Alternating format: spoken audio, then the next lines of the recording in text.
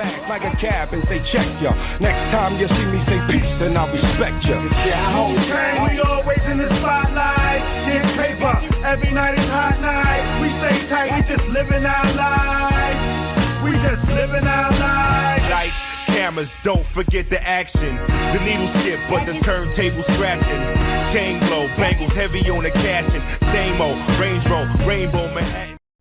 It all begins in the city of Champaign, Illinois. Champaign is a decently sized city located in the center-east part of the state. It's home to the University of Illinois Champaign-Urbana, the colorfully historical Krannert Art Museum, and video game studio Volition, although nowadays they go by the name Deep Silver Volition. Volition was founded in 1993 by developers Mike Kulas and Matt Tushlong. The studio itself began life as Parallax Software. During development of one of their major titles, Descent 2, Matt decided to open up a second office for Parallax in Ann Arbor, Michigan. This move was done as a way to split up work between the developers, but it backfired. Staff at both studios were feeling overwhelmed with working on the same game from two different offices, and the founders agreed to work as one team again. The thing is that the two couldn't think of a proper place to base the studio, so they decided to split the company itself in half. The team in Ann Arbor, Michigan was rebranded as Outrage Entertainment, and the team in Champaign, Illinois was rebranded as Volition. Development of Saints Row began in 2003 for the PlayStation 2, under the working title of Bling Bling. At the time, there were very few open world titles on the market, and Volition wanted to throw their hat in the ring before it became oversaturated. One day, the developers threw together a trailer containing clips of gangster movies and scenes from different video games, while the song Fuck the Police by NWA played in the background. When the trailer was shown in a boardroom, everyone fell in love with the idea of making an open world gang simulator, but they were also reluctant. Due to the rise in gang violence and the at the time ongoing debate about violence in video games, they were fearful that making a game like this would have painted them in a bad light in the eyes of the public and the media. Some were scared that they'd face retaliation from nearby gangs, and some were scared about the media just running stories on the game itself. There were even members that didn't want to be associated with the project completely. Play that in the boardroom, and there was dead silence afterwards, and the CFO says, this is really the kind of game that we want to be making. And they talked about, you know, we're near LA, gangs are a serious matter here, you know, we have gang fights, we have gang riots, we have a lot of people being killed.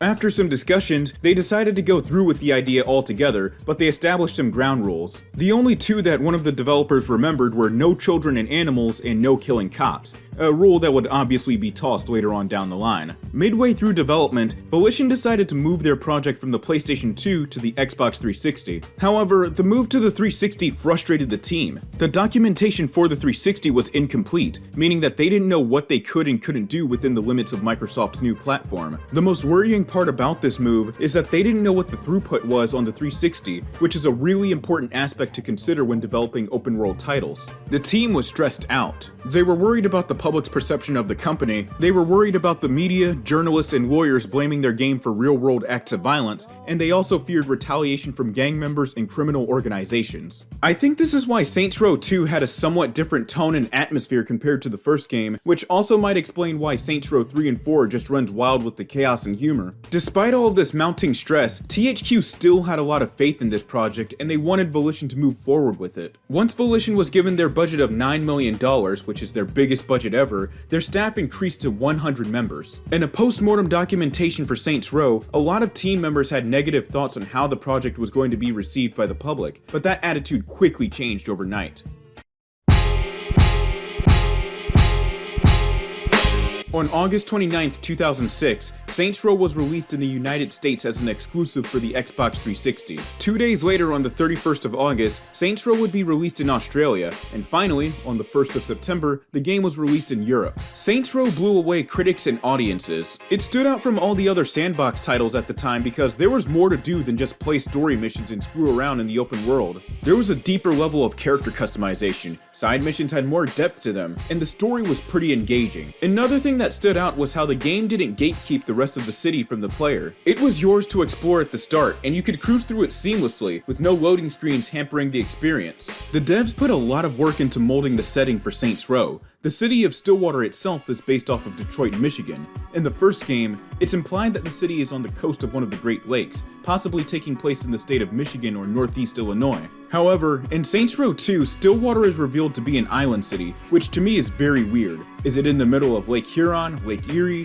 What's going on here? That'd be like me making a game taking place in Norfolk, Virginia, and then placing it dead in the middle of the Atlantic Ocean just a few miles east of Delaware. Stillwater is a pretty diverse open world overall. The various districts all stand out and are easily identifiable from afar. The city is split into two islands sitting just north and south of each other. The North Island is home to the downtown area, museums, the suburbs, high-end retail shops, and expensive housing. Across the bridge, the South Island is more residential, having a lot of run-of-the-mill apartments, bars, clubs, factories, and some rundown portions such as the Saints Row District, Sunnyvale Gardens, and Shivington. There's just a lot of love, detail, and care that was put into making Stillwater what it is. Speaking of detail, Volition did their homework when writing and designing the rival gangs. The gangs that you'll be going up against in Saints Row are based off of real-life street gangs from Detroit, Chicago, and a few other cities. First up are the West Side Rollerz. The Rollerz are an Asian American gang based off of the Asian Boys, a Southeast Asian crew originating in Long Beach, California. Both groups wear the color blue, both groups consist of people of Southeast Asian descent, and both groups have a Z at the end of their names. The Rollerz really aren't that powerful of a force in Stillwater, dealing mostly with street races, chopping up vehicles, and importing car parts. That doesn't mean you should underestimate them though. Up next is Los Carnales, not the Los Carnales. That'd be like saying ATM machine or Rio Grande River.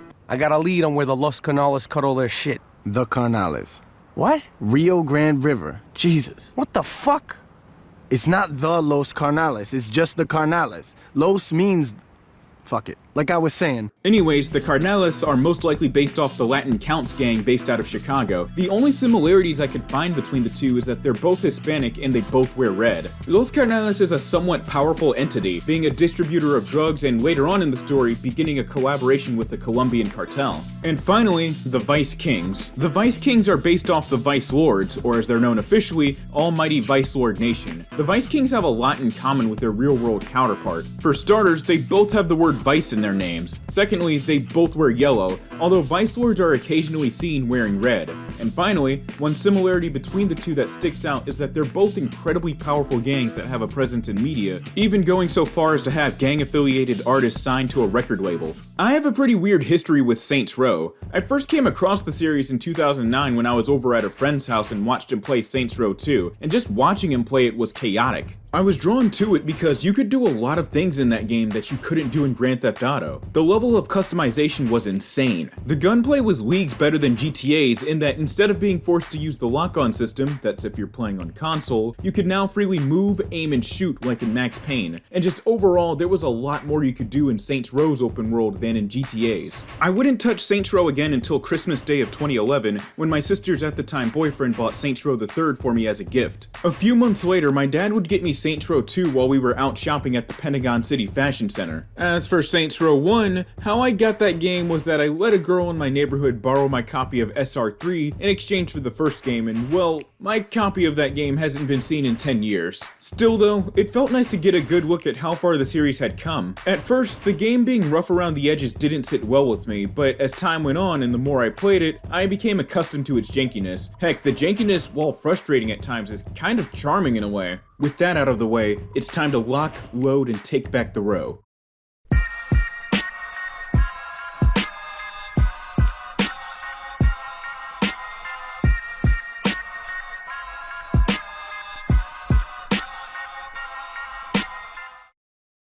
Before we can jump into Saints Row, the game throws us into a character creator. From skin color to body type to changing different aspects of our facial features, there's a respectably deep level of customization. It's nothing fancy of course, but it provides the player with lots of options. For some strange reason though, you can't play as a woman, despite there already being numerous women seen in the 3rd Street Saints. I don't know what drove this decision, maybe it was due to time, budget, or something else, who knows. It wouldn't be until the 2nd game that you'd be able to play as a woman though. And for the record, this isn't me bitching about representation in video games and whatnot. I just find it odd that the marketing team themselves showed off the crazy levels of customization available just for the devs to not include the option to play as a female. I don't find the decision to be something that makes or breaks the game, but if I were a woman and if I were going to be spending 10 plus hours playing a game that has character creation, I kinda want to see myself pulling off all these crazy feats. Also, before I jump into the story itself, quick reminder that I'm gonna be referring to my character as Playa from here on out, for the sake of simplicity. After exiting the creation screen, the game jumps to a cutscene of Playa walking through Stillwater. All is normal until a group of Vice Kings, the guys clad in bright yellow, come across a tag from the West Side Rollerz on their turf. While one of the VKs is spraying over it, a trio of Rollerz happens upon the scene, sparking a brawl between the two gangs.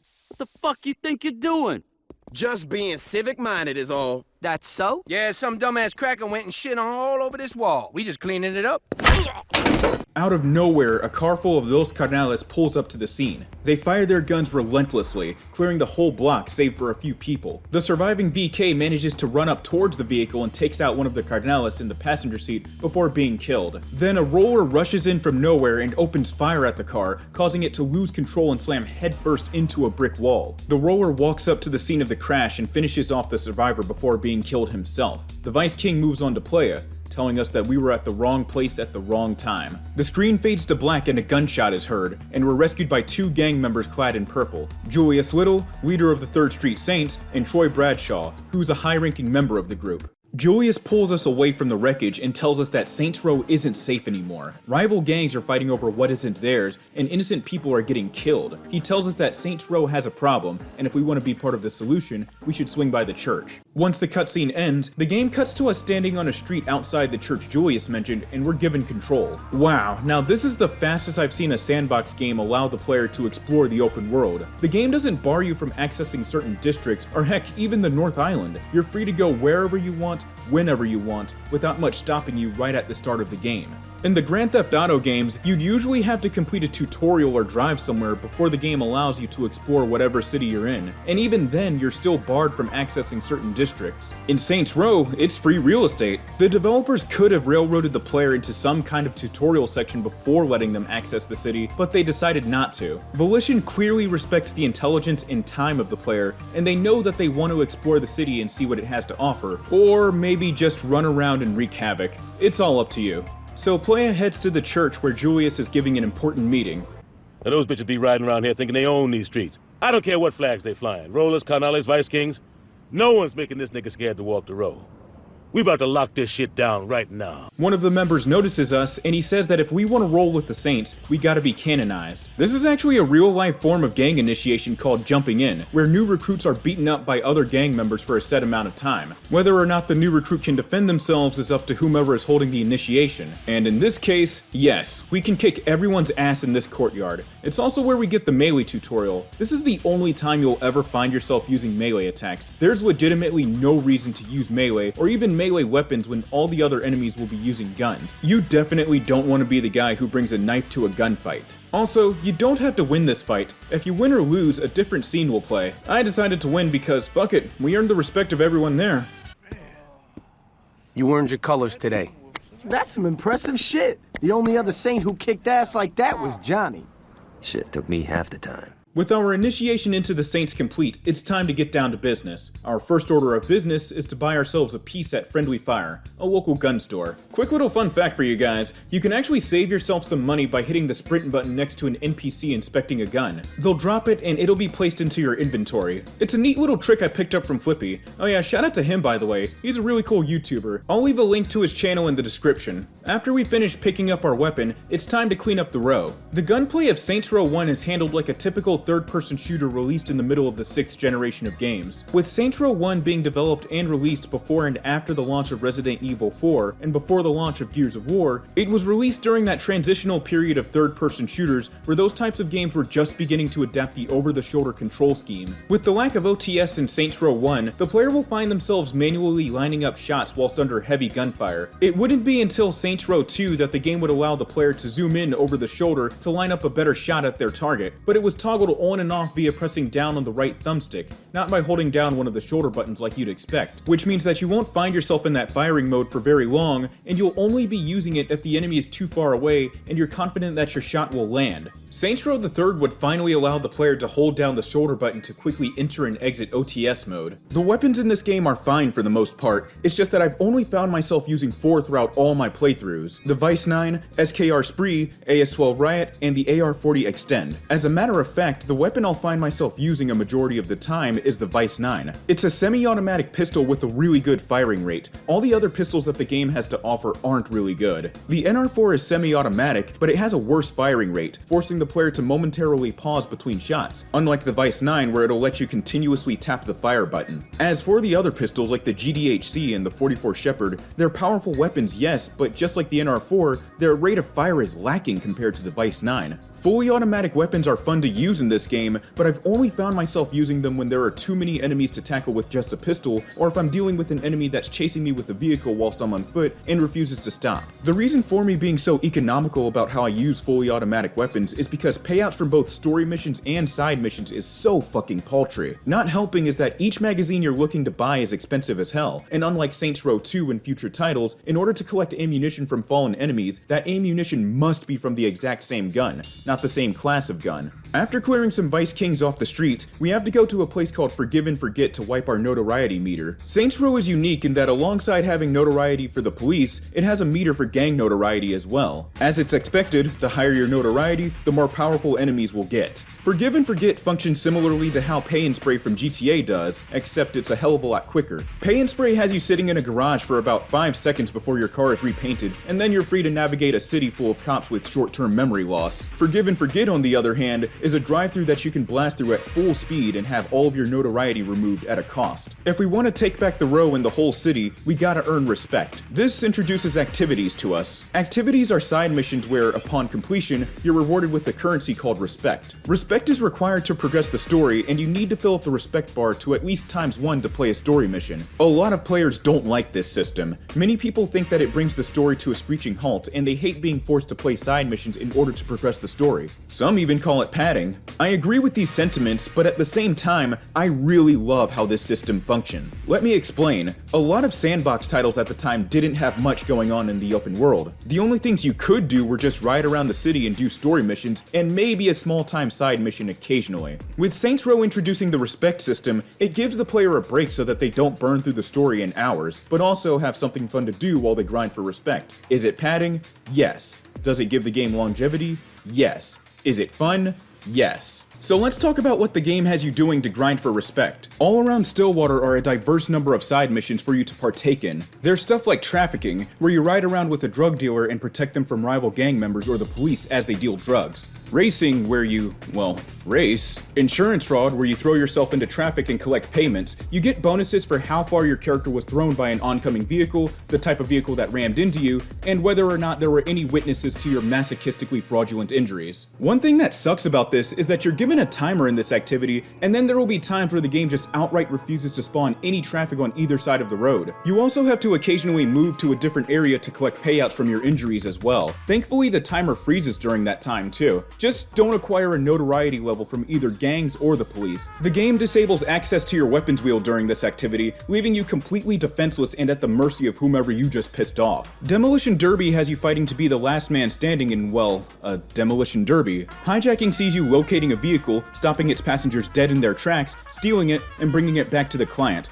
all within a time limit. Of all activities, this is the easiest one to grind respect points from. It's a pretty straightforward activity if you ask me. Mayhem has you going around and destroying anything and everything in your path and accumulating cash from it. As you cause destruction, you accumulate a combo meter that you have to keep alive in order to accumulate more cash towards your goal. If you take too long to keep the meter alive, it's back to square one. And you know, I'm honestly surprised that this managed to slip under Jack Thompson's radar, and thank God it did. I could easily see that fucker and the media having a meltdown over this game mode alone. Loan Shark isn't really an activity, it's more of a service, even though the game has it listed as an activity. Anyways, you can borrow money from a loan office, but you have to pay it back on time. And these guys don't fuck around. If you don't pay the money back, the owners of the loan office will randomly spawn wherever you're at and attack you. You can kill them, but someone in Stillwater with all 7 Dragon Balls will wish these guys back to life, and sometime later they'll respawn again to attack you with more powerful weapons. This is an activity that I've never engaged with and never will. Getting a ton of cash in Saints Row is already hard enough, on top of paying for the already expensive ammunition and weapons. I don't borrow money that I don't have in real life. What makes you think I'll do it in a video game? Snatch has you rescuing prostitutes from rival gangs. This is an activity that you're gonna need a 4-seat vehicle for, because the more missions you do, the more prostitutes you'll need in your vehicle. Occasionally, there will be times where you've got to rescue them from a moving vehicle, which is always annoying because you've got to find a way to force the driver out of the car and kill them. Oh yeah, and all of this has to be done under a time limit too.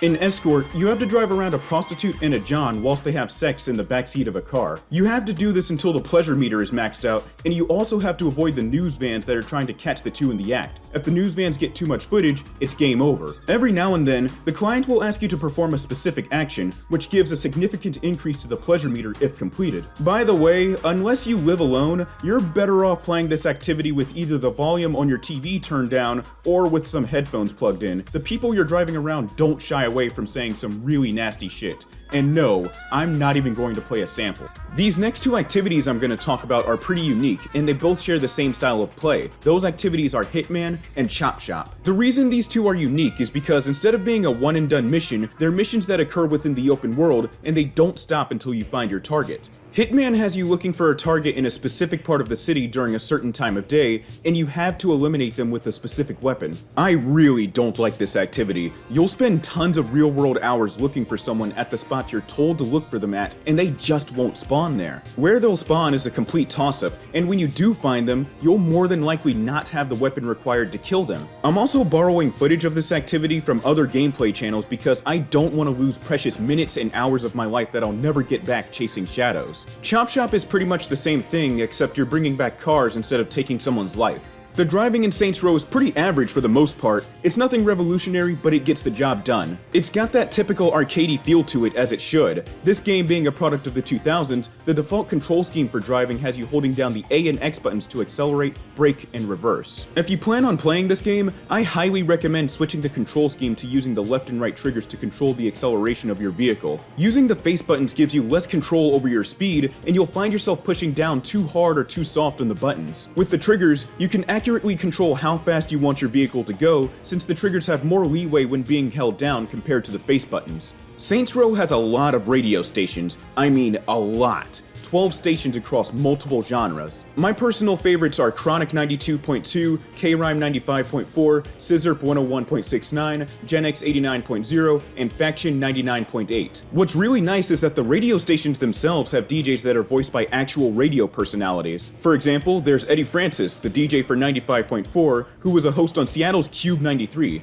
And another one is Kat Corbett from LA's K-Rock 106 being the DJ for Faction 99.8. Sadly, she retired from K-Rock in August of 2021. There are 3 stations for rap and hip-hop, 4 rock stations, and stations for electronic music, orchestra, easy listening, and reggae. One dope feature is that there's an in-game MP3 player that you can use to play tracks purchased from a music store in Stillwater called Scratch That. It's a neat little way to bypass having to flip through stations hoping to find something good, or waiting for radio commercials to be over. Not only that, but the MP3 player can even play music stored on your Xbox. No, I'm not lying. You can add your own music to the game. The game also allows you to listen to your own tracks while you're out on foot. Even though the MP3 player is the more viable option, I found myself listening to regular radio most of the time. I don't know what it is, but there's just something fun about flipping through the stations trying to see if they're playing a song you like. Unfortunately, the MP3 player would be removed in Saints Row 2, being replaced by a radio station where you can add your own tracks purchased at Scratch That. You also can't listen to music while on foot anymore. As if that wasn't enough, you're no longer able to create a playlist from your own music files in-game.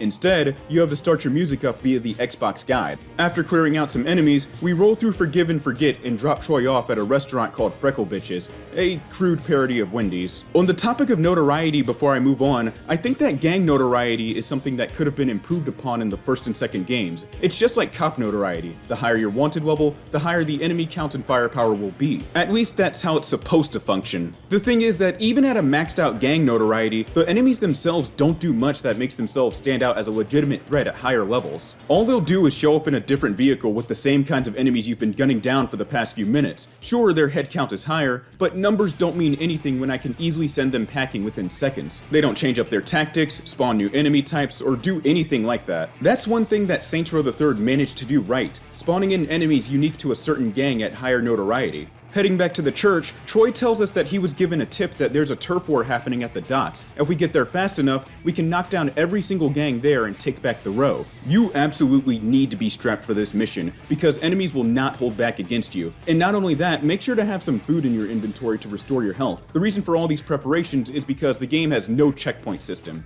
At all.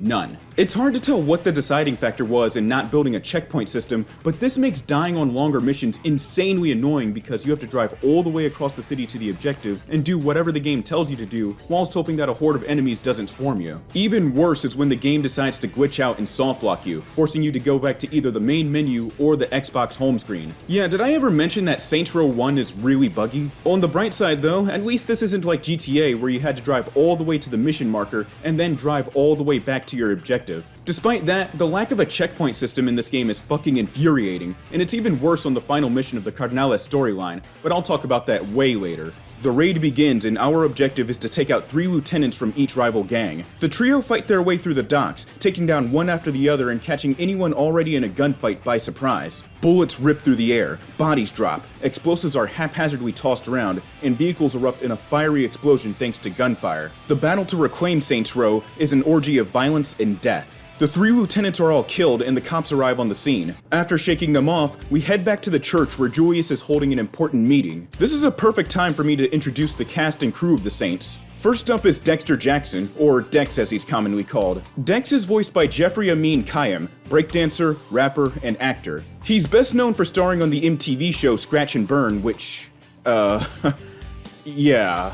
Anyways, Jeffrey was a co-star on this show. He also composed the music and DJ'd for an off-Broadway musical called Abominity of Errors. Jeffrey wouldn't reprise his role as Dex in the Saints Row 2 DLC Corporate Warfare. Years later though, he'd come back to voice Dex in Gat Out of Hell, and yes, I will be covering that game. Dex is the level-headed tactician of the gang. He prefers solving issues with careful planning rather than brute force. This alone makes Dex my favorite member of the Saints. He's the brains of the operations, and he understands how costly it'll be if the Saints just ran in blindly at the drop of a hat. Without Dex's careful planning and strategy, the Saints would likely fall apart or take longer to tackle their adversaries. Up next is Troy Bradshaw, voiced by Michael Rappaport. Michael Rappaport is a prolific actor and rap aficionado. He starred in films such as Deep Blue Sea, The Sixth Day, and True Romance. As of me recording this, he's currently starring in a show called Only Murders in the Building. He also hosts his own podcast called I Am Rappaport, which, as of recording, is still going on. Check it out if you can. Rappaport's a pretty funny guy on there, and he talks some real shit. I'll make sure to leave a link to the playlist in the description for those interested. Troy is just like Dex in that he's very careful with how he plans stuff out, and only feels the need to go on the offensive if deemed necessary. Troy isn't a follower. He asks a lot of questions before executing a plan, which is something that Dex calls out, and you know, hey, at least it's nice to know that he wants everything going according to plan, and wants to avoid possible slip-ups. You scared of going against Benjamin King? Man, fuck that. I'll take King out. Johnny, it's not that simple. Bullets still kill motherfuckers, right? Doesn't get much simpler than that. This third guy needs no introduction, Johnny Gat. Johnny is voiced by Daniel Dae Kim, who's done a ton of huge roles in television and movies. He's played characters such as Jin Soo Kwan, whom was one of the survivors from Lost, and then later he'd go on to play as Jin Ho Kelly in police procedural Hawaii Five-0. As for Gat himself, he's a loose cannon. Whatever manner of chaos, death, and destruction he's behind, he revels in it. Gat loves a good fight, and most of his plans involve taking the enemy head on, which Dex is not a big fan of. As a matter of fact, Johnny's recklessness will come back to bite him in the ass later on in the game. Next up is our femme fatale Lynn, voiced by Tia Carrera. Tia is known for roles such as Cassandra Wong in Wayne's World, Juno Skinner in True Lies, and most famously, Lonnie Pelikai in Lilo and Stitch. There's not a lot I can say about Lynn, except she's a cold-hearted and calculated badass. She takes shit from no one, not even her own crew. We don't know much about these fuckers, so I wanted one of us on the inside. I didn't think the Rollerz pimped hoes. Any other comments? Yeah, when you punch, don't throw your shoulders so much. Shut up, Johnny. Hey, I'm just saying. And finally, the leader of the 3rd Street Saints, Julius Little, voiced by Keith David. Keith has played tons of prolific roles, such as Frank from They Live, which is one of my favorite movies of all time, Childs from The Thing, and General Kimsey from Armageddon. Keith also did some voice work in video games too, such as Captain Anderson from the Mass Effect trilogy, Sergeant Foley from Modern Warfare 2. No offense, but I see a lot of you guys firing from the hip and spraying bullets all over the range. You don't end up hitting the damn thing and it makes you look like an ass. And the dude even played as Chaos in one of the Dissidia Final Fantasy games. He's also done voice work for tons of animation projects. Julius Little is the leader of the 3rd Street Saints, and his goal with this gang is to rid the streets of Stillwater of gang violence, which in itself is pretty damn noble. In his first speech at the start of the game, he expresses how tired he is of walking through Saints Row in fear of his own life, and that the Saints are the only solution to tackling the gangs that run the city, since the police are doing a presumably bad job at it. It's hard to tell whether or not members of the main cast share the same goal though. I mean, come on, Johnny takes a worrying amount of joy and pride killing enemies. Divorcing the context of Julius's goal of getting rid of gang violence around the city, all the other characters seem like the average gangbanger just in it for themselves or the money. I'm not saying the other Saints have to be yelling 24/7 about how they're gonna save Stillwater, but it really feels like Julius's words went through one ear and out the other during that speech. It'd be nice to get a hold on at least a couple of the Saints' intentions or something like that. Julius does seem charismatic enough to rally together people who want to reclaim their city. I will give him that. Now that introductions are out of the way, let's get back to the plot. Julius rallies the Saints together in the church, telling them that while it's great that they managed to drive the other crews out of Saints Row, they're gonna keep coming back and they've gotta go on the offensive to take them out and restore peace to not just Saints Row, but Stillwater altogether. So he assigns each lieutenant a gang that they're going to be taking apart. Dex has the Carnales, Johnny has the Vice Kings, and Lynn has the West Side Rollerz, although she's going to be undercover for that one since we don't know much about them in the first place. With each lieutenant assigned to a gang, we're told to talk to one of these guys once the meeting is finished. Okay, so here's how I'm going to handle the order of the storyline. I'm going to tackle each arc in order of how powerful each gang is. It's going to go like this: West Side Rollerz, Los Carnales, and the Vice Kings. With the prologue finally over, let's get this shit started.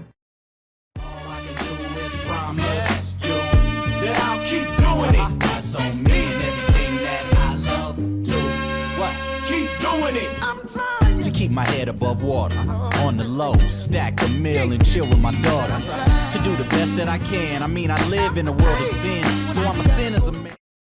The chapter opens with Lynn walking around and chatting with a couple of the Rollerz. After they part ways, Playa walks up and Lynn says that the only bit of good info she's gotten is that a shipment of high-performance vehicles are coming into Stillwater today. She needs us to jack the truck holding the cars and bring it to a guy named Samson. He's gonna load up the cars with a few surprises. Once we're finished talking to Lynn, Playa goes and hits the highway where the truck is at. It looks like the Rollerz seem to have thought ahead because it's being escorted for security. And then we find ourselves locked in combat from the comfort of our own vehicles. If there's one thing that's awesome about Saints Row, it's being able to fire any one-handed weapon from whatever angle you choose while driving. You can fire forward, backward, left, right, diagonal, whatever direction it is, it's fair game. This is another reason why I think you should switch the driving controls to the triggers. With your index fingers controlling the acceleration, your thumbs are free to control the direction of the camera and the vehicle itself, which makes drive-bys easier. A system like this is more efficient than being confined to just firing left and right like in GTA, because in those games, if you wanted to destroy an enemy vehicle, you'd have to force yourself to slow down and allow the enemy to catch up so that you can pump bullets into their car until it explodes. In Saints Row, on the other hand, you can put a stop to an enemy's vehicle instantly by shooting at the driver. The vehicular combat in this game really makes you feel like you're in an action movie. Once Playa has possession of the truck, he drives it to the drop-off area. Just like in real life, the semis and large vehicles in this game are absolute units, and they can destroy or severely damage something like a sedan within seconds. When you make another vehicle explode while driving something large, the explosion you caused can still damage you. In this mission alone, the combination of gunfire and explosions from other cars don't make for good bedfellows. Since I can't get a good aim from this semi, I've got to find a way to knock these cars off the road instead of outright making their cars explode. Pure hip-hop all the time. Stillwater's 92.2 to Chronic. Drive-by radio. We drop off the cars and Lynn calls telling us that her boy Samson has finished modding them and she wants us to come to a nightclub so that we can discuss the next step of her plan. When we make it to the club, Lynn invites us to the dance floor, ordering us to not look so conspicuous. We're told that Samson rigged the car with bombs that are set to go off once the engine reaches a high enough temperature. There's a race in Chinatown going down tonight, and if we want those bombs to detonate, we need to take the lead and bait each racer into hitting the nitrous. Outside the club is Troy, who shows up in a dope-looking ride. Troy somehow heard about this plan, and he proposes an alternative idea. Instead of actually being good at the race, all we should do is just pull up to the side of one of the competitors and let Troy bait them into kicking off their nitrous by throwing insults at them. Yeah, Troy's plan is better simply because it cuts to the chase and doesn't waste a lot of time. During the ride to the race, Troy expresses how uncomfortable he is with Lynn going undercover with the Rollerz. I don't like the idea of Lynn going undercover. You roll with people long enough, and pretty soon you start thinking like them. The race starts and so does the plan. We have to try and maintain speed with the other racers long enough for Troy to hurl out one of his insults and trick the guy into setting off the bomb. Yeah, you didn't know who you were fucking with, did you? Watching a movie about street races doesn't make you a tuner, buddy. Once all the racers are cleared out, Lynn gives us another call telling her to meet her at a tea house in Chinatown. She thinks she might have a way to fall in deeper with the Rollerz. Arriving at the tea house, the first thing we're greeted to is a dude going out sad. Need a light? Thanks.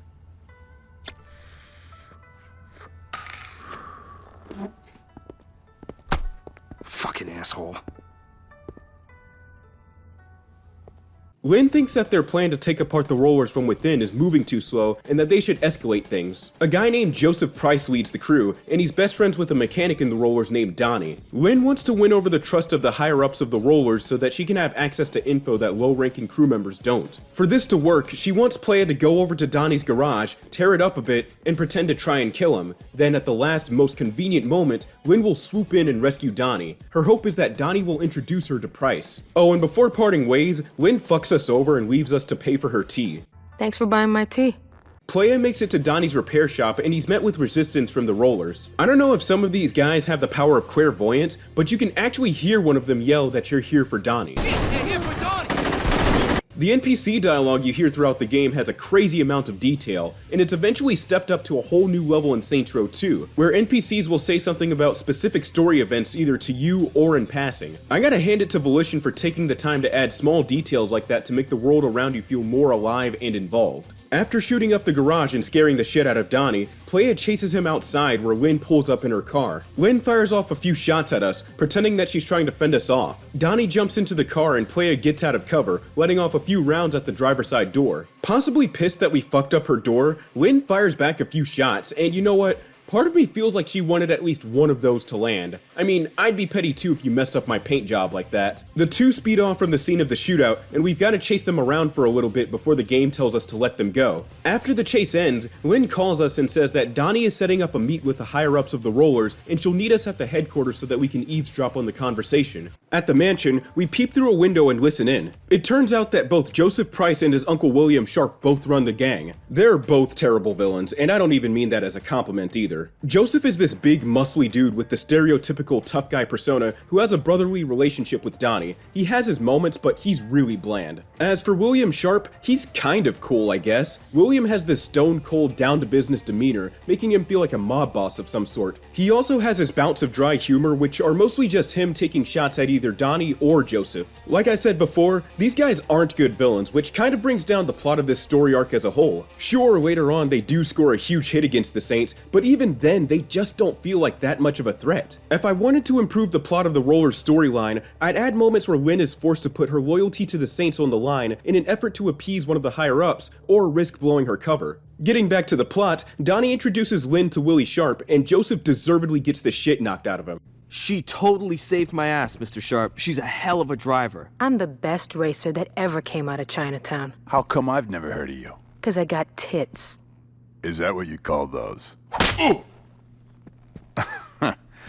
Suppose I deserved that. Yeah, you did. William sends Joseph to a meeting, and Donnie accidentally gives away their next big move in front of Lynn. The Rollerz are just going to be hitting a convoy. Once William gets up to leave, Playa hops in a car and speeds over to where this convoy is at. This mission has us driving all over Stillwater and protecting a convoy from being attacked by the Rollerz. All it is just me doing drive-bys on enemy vehicles. Pretty easy. The mission gets wrapped up, and the game brings us back to the Price Mansion. Joseph and William get word that the convoy got away safely, and this is when they find out that the Saints were behind that and the attack on Donnie's shop. Donnie lets slip in front of Lynn that the Rollerz have some buyers overseas purchasing car parts from them, and William reminds him to shut up about their operations in front of strangers. With the Saints finally on their radar, the Rollerz need to think fast before they strike again. The game takes us to the mansion again, with William and Joseph having a discussion. William thinks that Donnie is a liability and keeps ruining their plans, but Joseph sticks up for him, saying that he may not be the sharpest tool in the drawer, but he can still get shit done. The couple walk in, and Donnie excitedly lays out a plan that he and Lynn cooked up. Since they lost the parts the buyers wanted, and since another shipment won't be coming through Stillwater anytime soon, they can strip down a few cars with those specific parts and sell them off. William says that Donnie's plan is too simple and boils it down to just stealing cars. William William, you're not really in a position to complain. You guys lost the easily obtainable parts you needed, and there's not going to be another shipment for a while. You're going to have to take what you can get for now. Lynn also stands up for Donnie, and she exchanges words with the sardonic William, and then flips him off before leaving. Lynn gives us a ring on our phone, and she tells us that we really fucked over the Rollerz by stopping those hijackings, and now we gotta make sure that they can't find the parts they're looking for. All we've gotta do is destroy the vehicles they need, and this should deal a major blow to them. Once again, this mission's pretty easy. I'm just running around Stillwater and destroying different vehicles before the Rollerz can get to them. Cue the cutscene. Joseph is on the phone with the hysterical Donnie, and he tells him to relax and hangs up. William starts to notice a pattern here. This is the third time the Saints have fucked with them. Not only that, but only 4 people knew about those shipments. William correctly deduces that the traitor is Lynn simply because none of this started happening until she showed up. Dead giveaway. Dead giveaway. Charles, thank you very much. Dead giveaway. Joseph worries about explaining this whole thing to Donnie, but William says that he's too attached and he's going to handle this. Back at the church, Julius praises us for the progress we've been making with the Rollerz, and we get a call on our cell. Lynn tells us to meet her at a pool hall because the Rollerz are up to something big. However, it turns out that Lynn is actually being held hostage by William, who is acting like a total fucking creep. Playa heads to the pool hall to see what the Rollerz are up to, but it turns out to be an ambush. One by one, enemy after enemy is gunned down, and Playa goes upstairs to rescue Lynn. While untying her, he gets hit in the head with a baseball bat and falls to the ground. The cops are about to be on the scene, so William takes Playa and Lynn somewhere else. The duo wakes up in the trunk of Lynn's car having no idea where they're at. William steps out and meets up with Donnie, telling him that there's something he wants him to see. The trunk opens, and Donnie is stunned. Before Lynn can explain anything, Willie lets off a few rounds at both her and Playa, and then he tells Donnie to calm down and count to 10, as if that'll calm anyone down. William shuts the trunk and asks for Donnie's assistance in pushing the car into the water, but he refuses. Then he hops into his car and speeds off, leaving William to finish the job. William pushes the car into the water, and Lynn tells us to stay calm, and this is where things get weird. The camera shows us a shot of the outside of the car while it's underwater, and then it suddenly cuts to Playa swimming above water without Lynn, pretty much confirming her death. How did he even escape? Did he find one of those latches that pops the trunk open for anyone stuck inside? Did he brute force the trunk? This nigga real life just pulled a Harry Houdini and escaped the trunk of that car like it was nothing. I've got a lot of questions about this cutscene. This unfortunately won't be the last you'll see of these weird cutscene edits that happens in these games. Anyways, Playa manages to escape the car with his life, and Lynn unfortunately dies, making her the first saint to be killed by a rival gang. Lynn's death? Yeah, I don't really feel much impact from it. She could have been a compelling character if the story knew to pump the brakes a bit. A lot of stuff happened so quickly. The only thing Lynn did to get in the good graces of the higher-ups of the Rollerz was rescue Donnie. She gained the trust of guys like these for doing the bare minimum. If the relationship between Donnie and Lynn was a little bit more developed, not only would I feel sorry for Lynn after her death, but I'd also feel bad for Donnie. Speaking of Donnie, the dude just completely disappeared from the story while the rest of it unfolds. He also disappeared in a similar way in Saints Row 2, except this time he bears witness to the struggle between his leader and the leader of the Saints.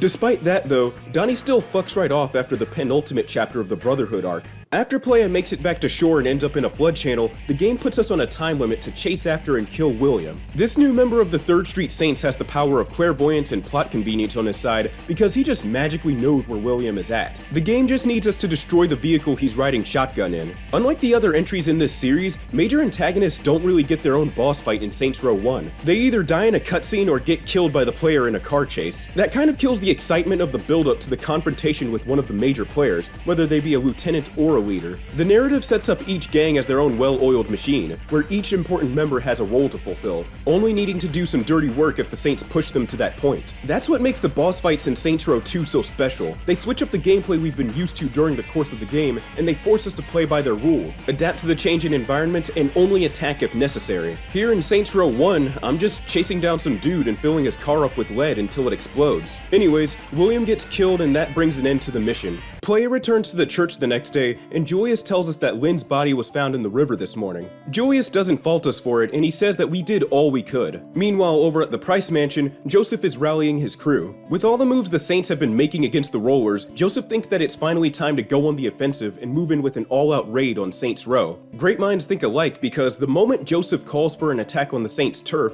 Julius suggests doing the same thing to the Rollerz, except their opportunity to do so arrived sooner than expected. And then Troy tells us that he got word that the Rollerz are moving in on the district fast with everything and everyone they've got. We find ourselves in the driver's seat of Julius's car, which is a real sweet ride by the way. Julius's plan is to attack the convoy while they're en route to Saints Row. Attacking them directly is too risky, so we're gonna have to take them on by swinging around and shooting them from behind. Julius decides that he's gonna take the wheel while we shoot. We have a limited time to take these guys out before they can reach Saints Row. Like the other drive-by missions, these guys are nothing but pushovers. The only challenge is trying to keep a steady aim while Julius steers the vehicle. Enemies will be using fully automatic weapons, which can easily cut down your car's health. That's why you're better off trying to eliminate enemies as quickly as possible. The RPG is the best way to achieve this, but you should only fire off a rocket if you're committed to firing where it's aimed at and you're confident that you've got a good read on your target. Missing a shot with the RPG means waiting for the reload animation to complete, lining up your sights, and hoping that the next one lands. Once the convoy is wiped out, we're treated to a cutscene of a chase between Julius and Joseph. Playa fires off a couple of rounds at Joseph's car to no avail. Then Joseph brake checks Julius, causing Playa to get thrown out several feet away on the ground. How he's not dead is a mystery. Joseph speeds away and Julius goes to check on us,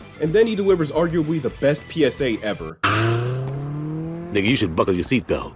Julius assures us that Joseph getting away isn't too much of a big deal and he'll be dealt with once we're patched up. So we've arrived at the near end of the chapter and we have some loose ends to tie up, and those are strongholds. Strongholds are side missions where the Saints must reclaim a certain locale or disrupt an operation being held by a rival gang. These missions are gradually unlocked as you play through the storyline of any of the rival factions. The thing is that you can't finish a story arc unless you complete every single stronghold for that respective gang. Oh, and just like the story missions, these require respect in order to be played. Just like the respect system, some players feel that being forced to complete strongholds to finish up a story arc in the first two games is nothing but padding, and you know what, I can understand why. However, I think that strongholds are a great way to give the final chapter of a story arc in those games a sense of finality. The longevity between finishing up the strongholds and making it to the finale of that arc makes it feel like the last stand between the Saints and whomever they're going up against. From the perspective of the antagonist, all these operations being taken apart and the dramatic loss of members creates a sense of unity between them and anyone they have left in their corner. Not only that, but the strongholds do a good job at showing the player that these gangs are pretty organized and rigid, and disrupting one of their avenues of cash flow can deal a major blow to these guys. Anyways, long story short, we complete these strongholds and unlock the final mission of this story arc. Joseph calls us on the phone and tells Playa to meet up with him for one last showdown. We arrive at a car dealership and Joseph is nowhere to be seen. Then out of nowhere, Joseph charges at him head on with the semi-truck, but he misses. Playa jumps into a nearby vehicle and chases Price onto the freeway, beginning the fight. You know what, I'll give Joseph's fight credit for creativity. Instead of being a brain-dead car chase where we follow his car around Stillwater and pump it full of lead, this time we have to shoot and blow up the cars on the trailer in order to deal damage. It won't be that easy though. In typical boss fight fashion, Joseph summons other vehicles to try and distract you, forcing you to switch focus between shooting at the Rollerz and the semi. Once the trailer is detached from the cab, we fill this thing with lead and end this fight for good. Playa checks out the fiery wreck and he gets a good look at Joseph's lifeless corpse. And then he gets a call from Julius, which is one of the few times we hear the protagonist speak. That was a hell of an explosion. You okay, Playa? I got ran over by a motherfucking truck. What you think? Oh, quit being a bitch. Julius tells us that the Rollerz are fucked badly, but there are still a few loose ends, like the identity of the buyers they were selling to. For many years, who the buyers were was a mystery, up until 2020 when writer Steve Jaros confirms in a tweet that the buyers were the Ronin, a powerful gang we'll go up against in Saints Row 2. Julius says that he'll see us at the church, bringing this chapter to a close. So, what do I think of the West Side Rollerz arc? This was my least favorite chapter in the game because the plot as a whole in this story arc was weak, and it was full of wasted potential too. Lynn going undercover could have led to some interesting plot points like her loyalty to the Saints being tested, but the undercover plot goes nowhere except for a somewhat off-screen relationship with Donnie and Joseph and William finding out who she's really working for. I feel like they killed Lynn either because they didn't know where to take the plot, or they did it in a half-hearted attempt to try and raise the stakes. The gang as a whole wasn't interesting either. As a matter of fact, they're pushovers compared to the other rival gangs. They don't even hold a lot of territory in their slice of Stillwater either. Joseph and William Price are the leaders, but the most we get from them is pondering about how their operations keep getting fucked up. With the way William presented himself, I thought he was going to be a tough opponent for the Saints, but no. The most he manages to do is kill Lynn, and then he ends up dying in a generic car chase mission, with his nephew sharing the same fate. The Rollerz may have been the first adversary to score the first kill against one of the main Saints, but even with that, they're still an afterthought.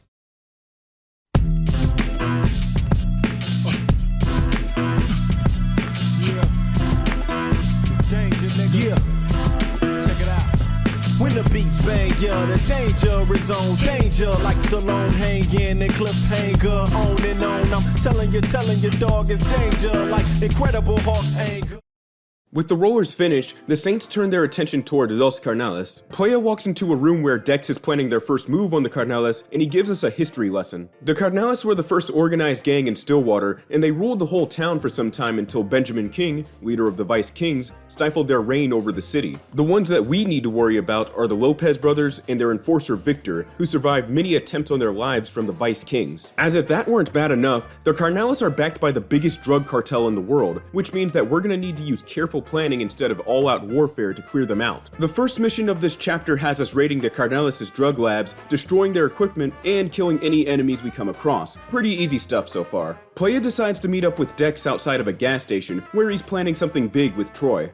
I got a lead on where the Los Carnales cut all their shit. The Carnales. What? Rio Grande River. Jesus. What the fuck?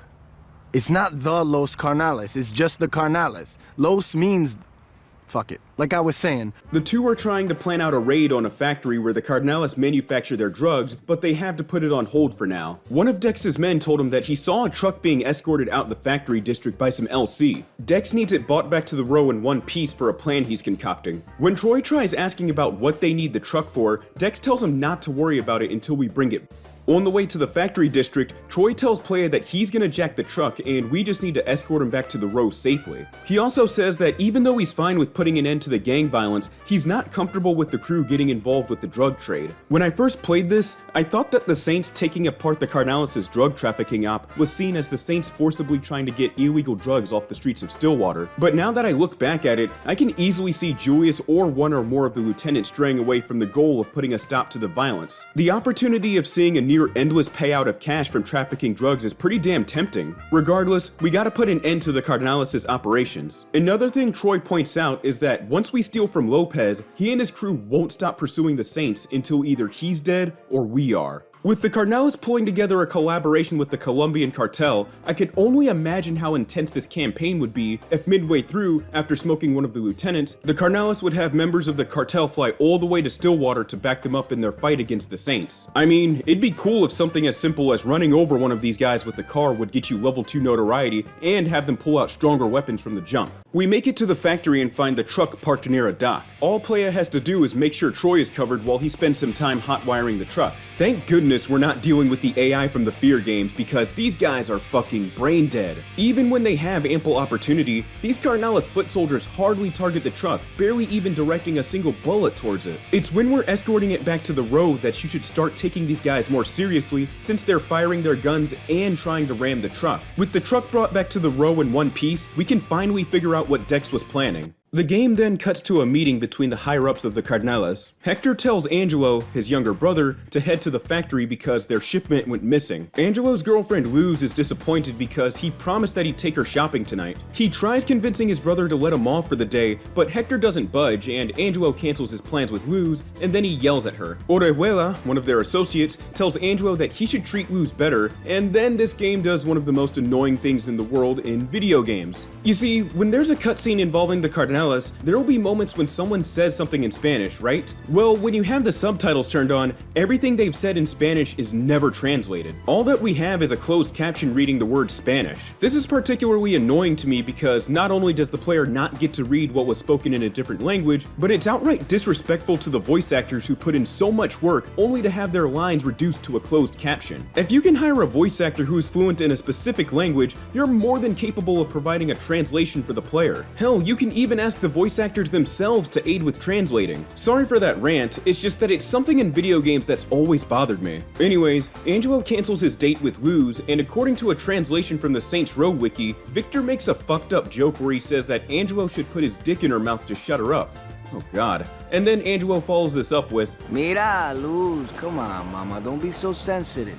Criminal organization or not, if you joke about anyone's partner like that, especially in front of them, you're gonna come up missing in action. Manuel, a representative for the Colombians, offers to take Luz shopping and she accepts. Angelo gets up to say something, but then he backs down. And then his own brother calls Luz a bitch in front of him. Real hit with the ladies, these guys. Hector gets a phone call, and by the end of it, he's not too happy. Manuel asks if everything is okay, and Hector assures him that all is fine. It's clearly not. Then Manuel goes to check on Luz, and Angelo threatens to kill him if he tries anything with her. Hector sits Angelo down and tells him that he can't allow his relationship with Luz to mess up their collusion with the Colombians, and Angelo apologizes. Then Hector reveals that the reason he got angry on the phone was because he got word that the Saints stole their shipment. If they want to prove themselves to the Colombians, they can't show any sign of weakness, and their only option is to retaliate against the Saints with the direct attack on Saints Row. Before starting up the next mission in this arc, I decided to swing by a few stores and buy some new threads. One area where the Saints Row series constantly shines is customization. There are tons of options for colors and patterns on whatever you're wearing. The game even goes so far as letting you decide whether or not you want to wear your shirt tucked or untucked. The clothing isn't just for customization though. If you buy enough clothing and jewelry, you'll be granted a bonus to the amount of respect you gain after completing an activity. This makes it a little easier to reach the threshold for getting the appropriate amount of respect needed to start up story missions and strongholds. Let me go ahead and give props to this game for rewarding players for customizing their character. As for my character, I always end up wearing sports jerseys because I love wearing them in real life and my character just looks good in them.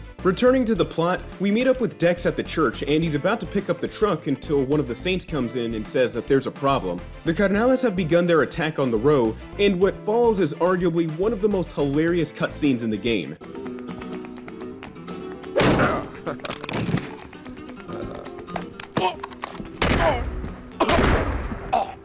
Hola, mi amigo.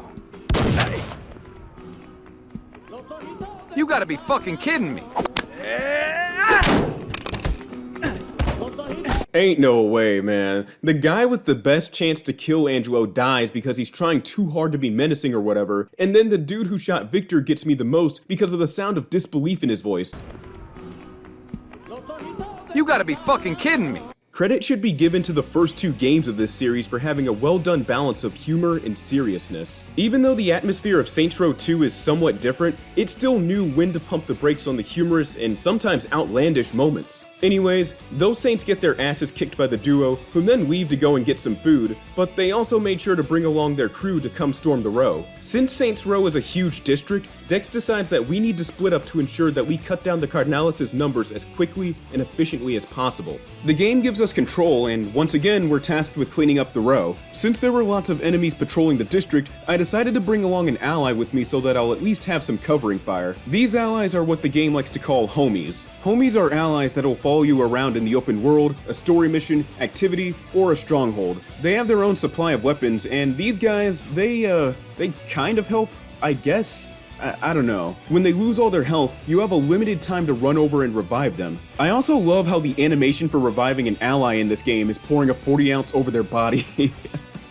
There's no penalty for losing a homie. The only time you'll get a game over is if the game needs you to keep them alive for, say, story reasons or in certain activities like, say, trafficking. It wouldn't be until Saints Row 2 that you could call up one of the lieutenants of the Saints to follow you around in the open world. I've never done this. I don't know, it's just that I've never really found myself in a situation where I'll go, oh damn, I'm in trouble, let me call up Gat, Shandy, or Pierce for some backup. Same thing for regular allies too. I've never felt the need to call for them since I can hold my own pretty well. It's time to clear out the Carnales from the row, and some of these fuckers can be relentless. In one area, you'll have the typical grunts that are easily steamrolled, and in another, there's a whole squad of these guys wielding RPGs. Yeah, when you get to that spot on the map, you might want to leg it from there. Those guys catch a lot of new players off guard because sometimes they'll score a direct hit on your vehicle, forcing you to start the mission all over again. It's also in your best interest to eliminate these guys as quickly as you can because they're constantly firing those rockets, and they'll even fire them up close. The rest of the enemies are pretty easy though.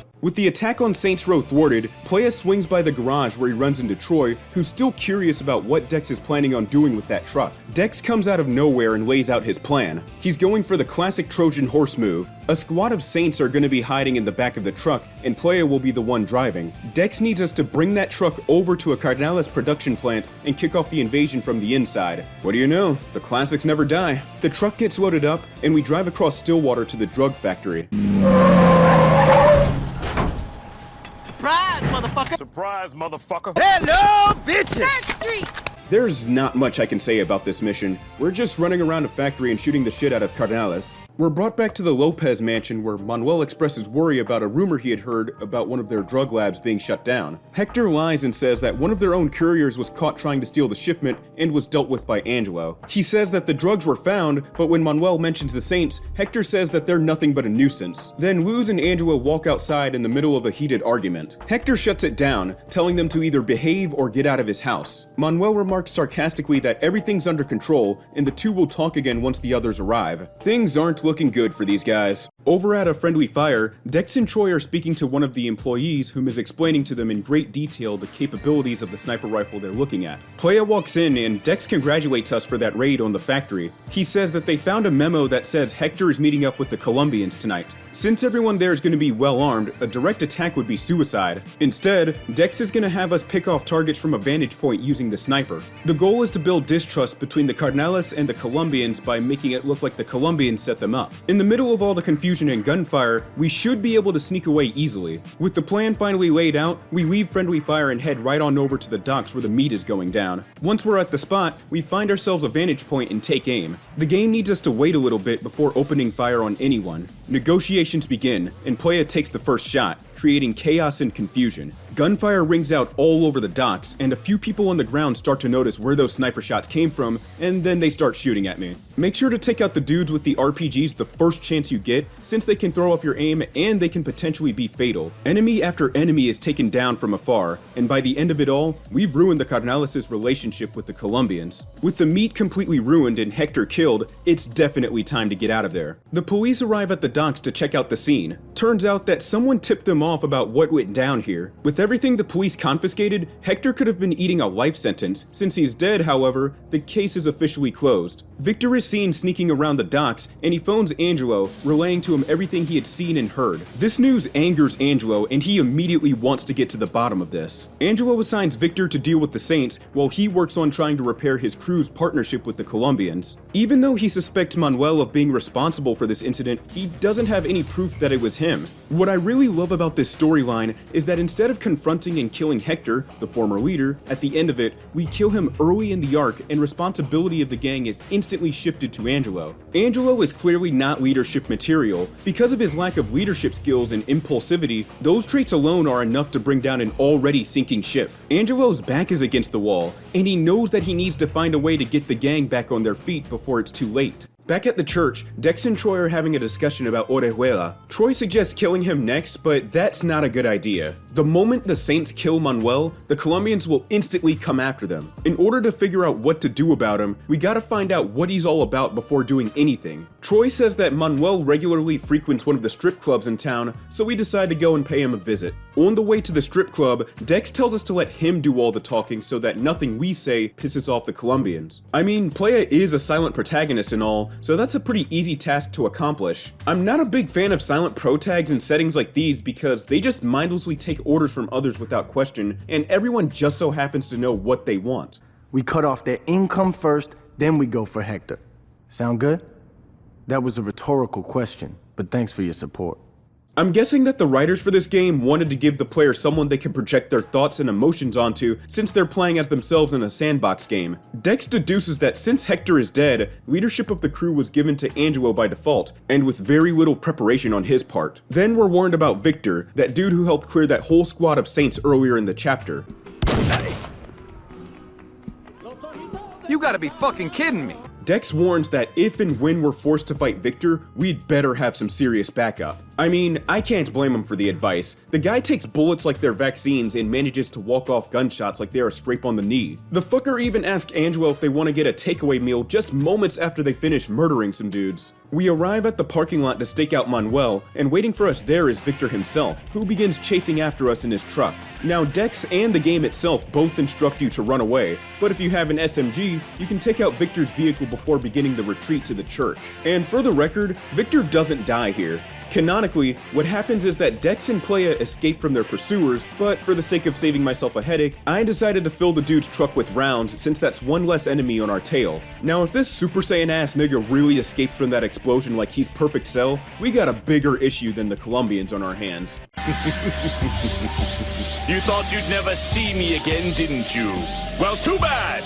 I'm alive! At the church, Dex is having a discussion with Julius. Julius is mad that Dex chose to meet the Colombians without having him there. Dex argues that Julius put him in charge of handling the Carnales, so it makes sense for him to set up these kinds of meets. But Julius fires back and tells him to stop thinking he's bigger than he is, and tells Dex that if there's a situation involving the Colombians, call him first. Then out of nowhere, a shot rings out and the Carnales ambush the church. We're locked in combat with these guys, and we gotta hold our position and defend the perimeter. The Carnales aren't fucking around this time, and they're attacking with everything they've got as payback for the death of Victor and for ruining their partnership with the Colombians. Before you even think about starting this mission, make sure you have full ammunition in each slot, since this is one of the biggest shootouts in the game. Word gets out that Victor is headed to the church, so we chase after him and blow up his car. I'm surprised he didn't transform into his perfect form yet, because he survived 2 explosions back to back. And instead of doing the whole stop, drop, and roll routine we were taught in school, this motherfucker still charges after us with a gun.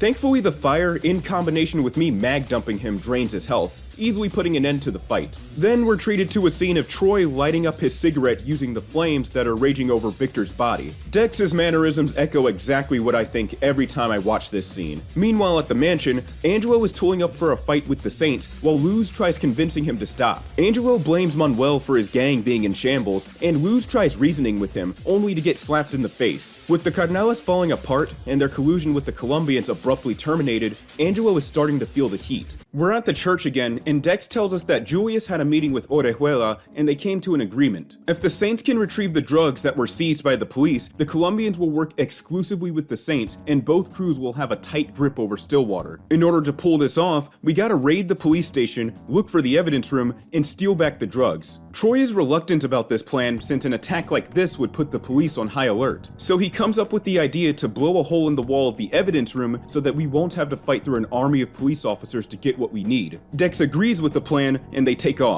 Before we execute this heist of ours, we head over to the garage of a guy named Samson, who's basically the Saints Row equivalent to 8-Ball from Grand Theft Auto 3. Samson rigs the car with explosives, and we're put on a time limit of a little bit above 90 seconds. We also gotta drive quickly but carefully, since too much damage can cause the bomb to go off. Yeah, no pressure here. Playa speeds across town and arrives at the police station, parking the car by the walls of the evidence room. The bomb detonates, and the Saints arrive with the truck and some extra crew to speed this along. While the Saints are busy loading the drugs inside the truck, the game gives us a timer counting down to when the crew will be finished gathering everything they need. All we need to do is fend off enemies until the timer expires. As the mission goes on though, the notoriety meter slowly fills up, increasing the number of cops coming after us. Yeah, Troy's plan of not wanting an all-out gunfight with the cops went completely out the window. By the time the Saints are finished loading the drugs onto the truck, you'll have a maxed out notoriety meter, and it's gonna be an uphill battle reaching the nearest forgive and forget, with the cops throwing everything they can at you. With the SWAT team and FBI called in to handle the situation, they'll have better weapons, vehicles, and tactics. The FBI will be trying to crush you with pit maneuvers in their SUVs, while agents fire at you with rifles from their passenger seats. The SWAT team will be setting up roadblocks using their own vans, and they'll even have spike strips lining the roads. Eventually, the Saints shake off the feds and bring the truck back to their garage in one piece. Julius has finally sealed the deal with Manuel, and the Saints are now officially partnered with his organization. Then out of nowhere, Angelo kicks down the door to the club, AK in hand, and opens fire on the establishment. After the brief shootout, Manuel gives us the address to Angelo's mansion as payment so that we can corner and kill the fledgling kingpin. He also requests that we don't kill Luz when we get there. Once he's finished grinding for respect points, Playa meets up with Dex at the church. Dex says that brute force was never his style, but after the attack on the church, he wants to make sure that Angelo pays. During the ride to Angelo's place, Dex tells us that he doesn't trust Manuel. The guy was so quick to sell out Angelo, you know, someone whom he previously worked with not too long ago. So what's stopping him from selling out Julius and the Saints as a whole? And you know what? Dex makes a great point. If there ever were a higher bidder in Stillwater, like say the Vice Kings, Manuel would instantly turn against the Saints. Julius should really count himself lucky. Even though Dex wants to take the fight to Angelo's front door, he's still nervous about this, but then he remembers that as long as Angelo and his crew are around, they're gonna keep attacking Saints Row. Confronting Angelo at his own spot is the only way to ensure that danger isn't constantly looming over their heads. We make it to the mansion, where the Carnales are all standing guard, but they're quickly taken out. The duo make it to a pool area, where Angelo is firing an AK from a balcony. After fighting through the numerous foot soldiers, the two finally come face to face with Angelo. We get caught lacking, and Angelo's about to fire his gun, but then he hears a click. He makes a run for it and hops off the balcony. Dex passes Playa a gun, and he only gets in one good hit before his accuracy devolves to that of a stormtrooper. Playa decides to hop off the balcony, and he nearly gets ran over by Angelo speeding away in his vehicle. Dex pulls up in a car, and we hop in to chase after Angelo. We're riding shotgun, and we have to keep the car safe and fend off any attackers while Dex tries to close the gap between him and Angelo. Like that one Rollerz mission, you're better off using fully automatic weapons and the RPG to quickly dispatch enemies. Angelo hits the intersection leading to one of the bridges. Dex is right on his bumper, and it turns out that this is a suspension bridge with both sides up. With no other option, Angelo takes his chances and speeds onto the lifted portion, managing to safely land on the other side just in time. Dex decides to slow down, hitting the E-brake and nearly falling onto a passing cargo ship. Even though we lost Angelo, he's cornered with nowhere else to hide. All we gotta do is smoke him out. And like clockwork, I complete all the strongholds and unlock the final mission of this story arc. Now, the final mission of this arc, What Goes Up, is arguably the worst mission in the franchise, and I say that without exaggeration. It starts with Dex pulling up to the side of the church in his car, telling Playa to get in. We gotta get to the airport and intercept Angelo's flight before he skips town. The game needs us to drive all the way across Stillwater before the timer runs out. Already there's a problem with this mission. Remember earlier in the video when I said that there aren't any checkpoints in the game? If you fail this mission, you have to drive to the airport all over again. That's right, they don't even spawn you halfway at or anywhere near the airport. Your ass is driving all the way back across town again. When we get to the airport, Dex says that I should focus on destroying the plane while he drives. Okay, fair enough.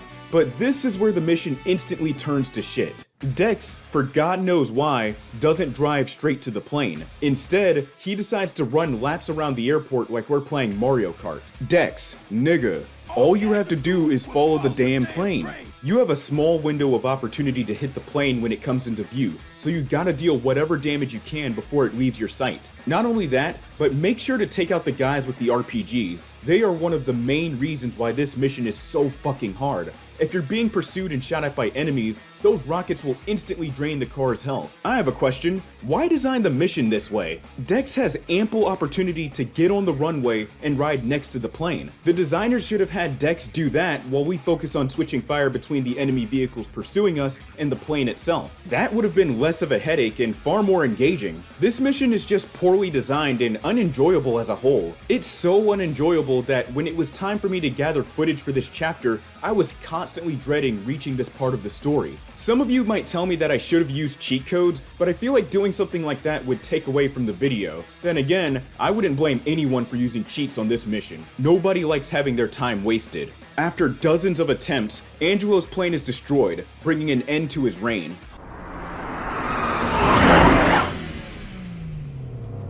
Johnny's gonna be jealous.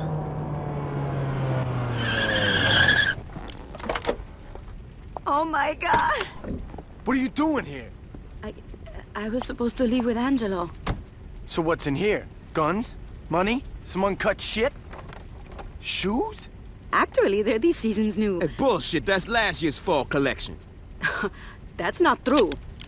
Just let it go, man. No reason to piss off Manuel. Let's get going. So, what am I supposed to do now? I don't fucking care. I have no place to go. C, answer A. But you can't just leave me here. Bitch, you're trying my patience. Can you at least tell me where Manuel is? I changed my mind. Shoot her.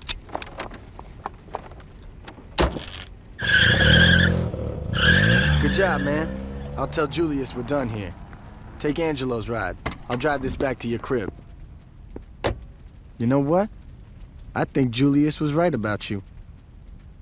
The Carnales arc was honestly a step up compared to the Rollerz. It had more engaging characters, missions, and story beats. Having us kill the leader early in the chapter was a great way to shake up the player's expectations. Instead of working our way towards Hector after taking out both his lieutenants, one of them is instantly promoted to the rank of leader. Since Angelo, as I stated earlier, lacks leadership skills and no longer has the backing of the Colombians, the Carnales are left to pick up the pieces from Hector's demise, even getting desperate to the point of switching focus to the illegal arms trade, as stated in one of the strongholds. With his brother and close friend killed, the Empire fell apart, leaving Angelo no choice but to attempt to skip town and rebuild, which only led to his demise. Another thing I love about this chapter is how it better shows us the inner workings of one of the rival crews, showing whom answers to whom and the tensity between the higher-ups. We also get to see Dex put in some serious work, bearing witness to his careful planning and strategy, and also seeing his understanding of how one of the rival gangs operates. Without Dex's strategic input, the Carnales would have only grown stronger.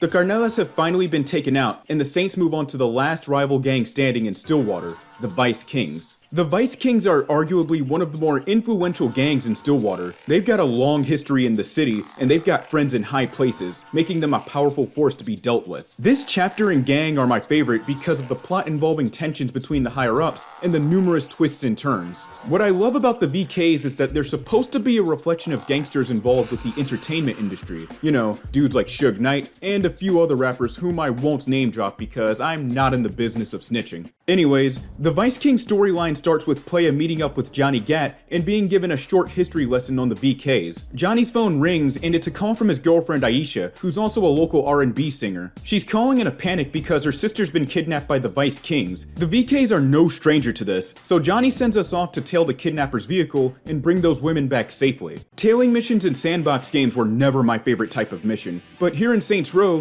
they at least throw you a bone by showing you exactly how far you are and should be from the target. After tailing this dude for some time, we finally make it to a hideout. Also, the guy who voice acted the kidnapper is too good at his job. I mean, really good. They really should have given this dude more roles.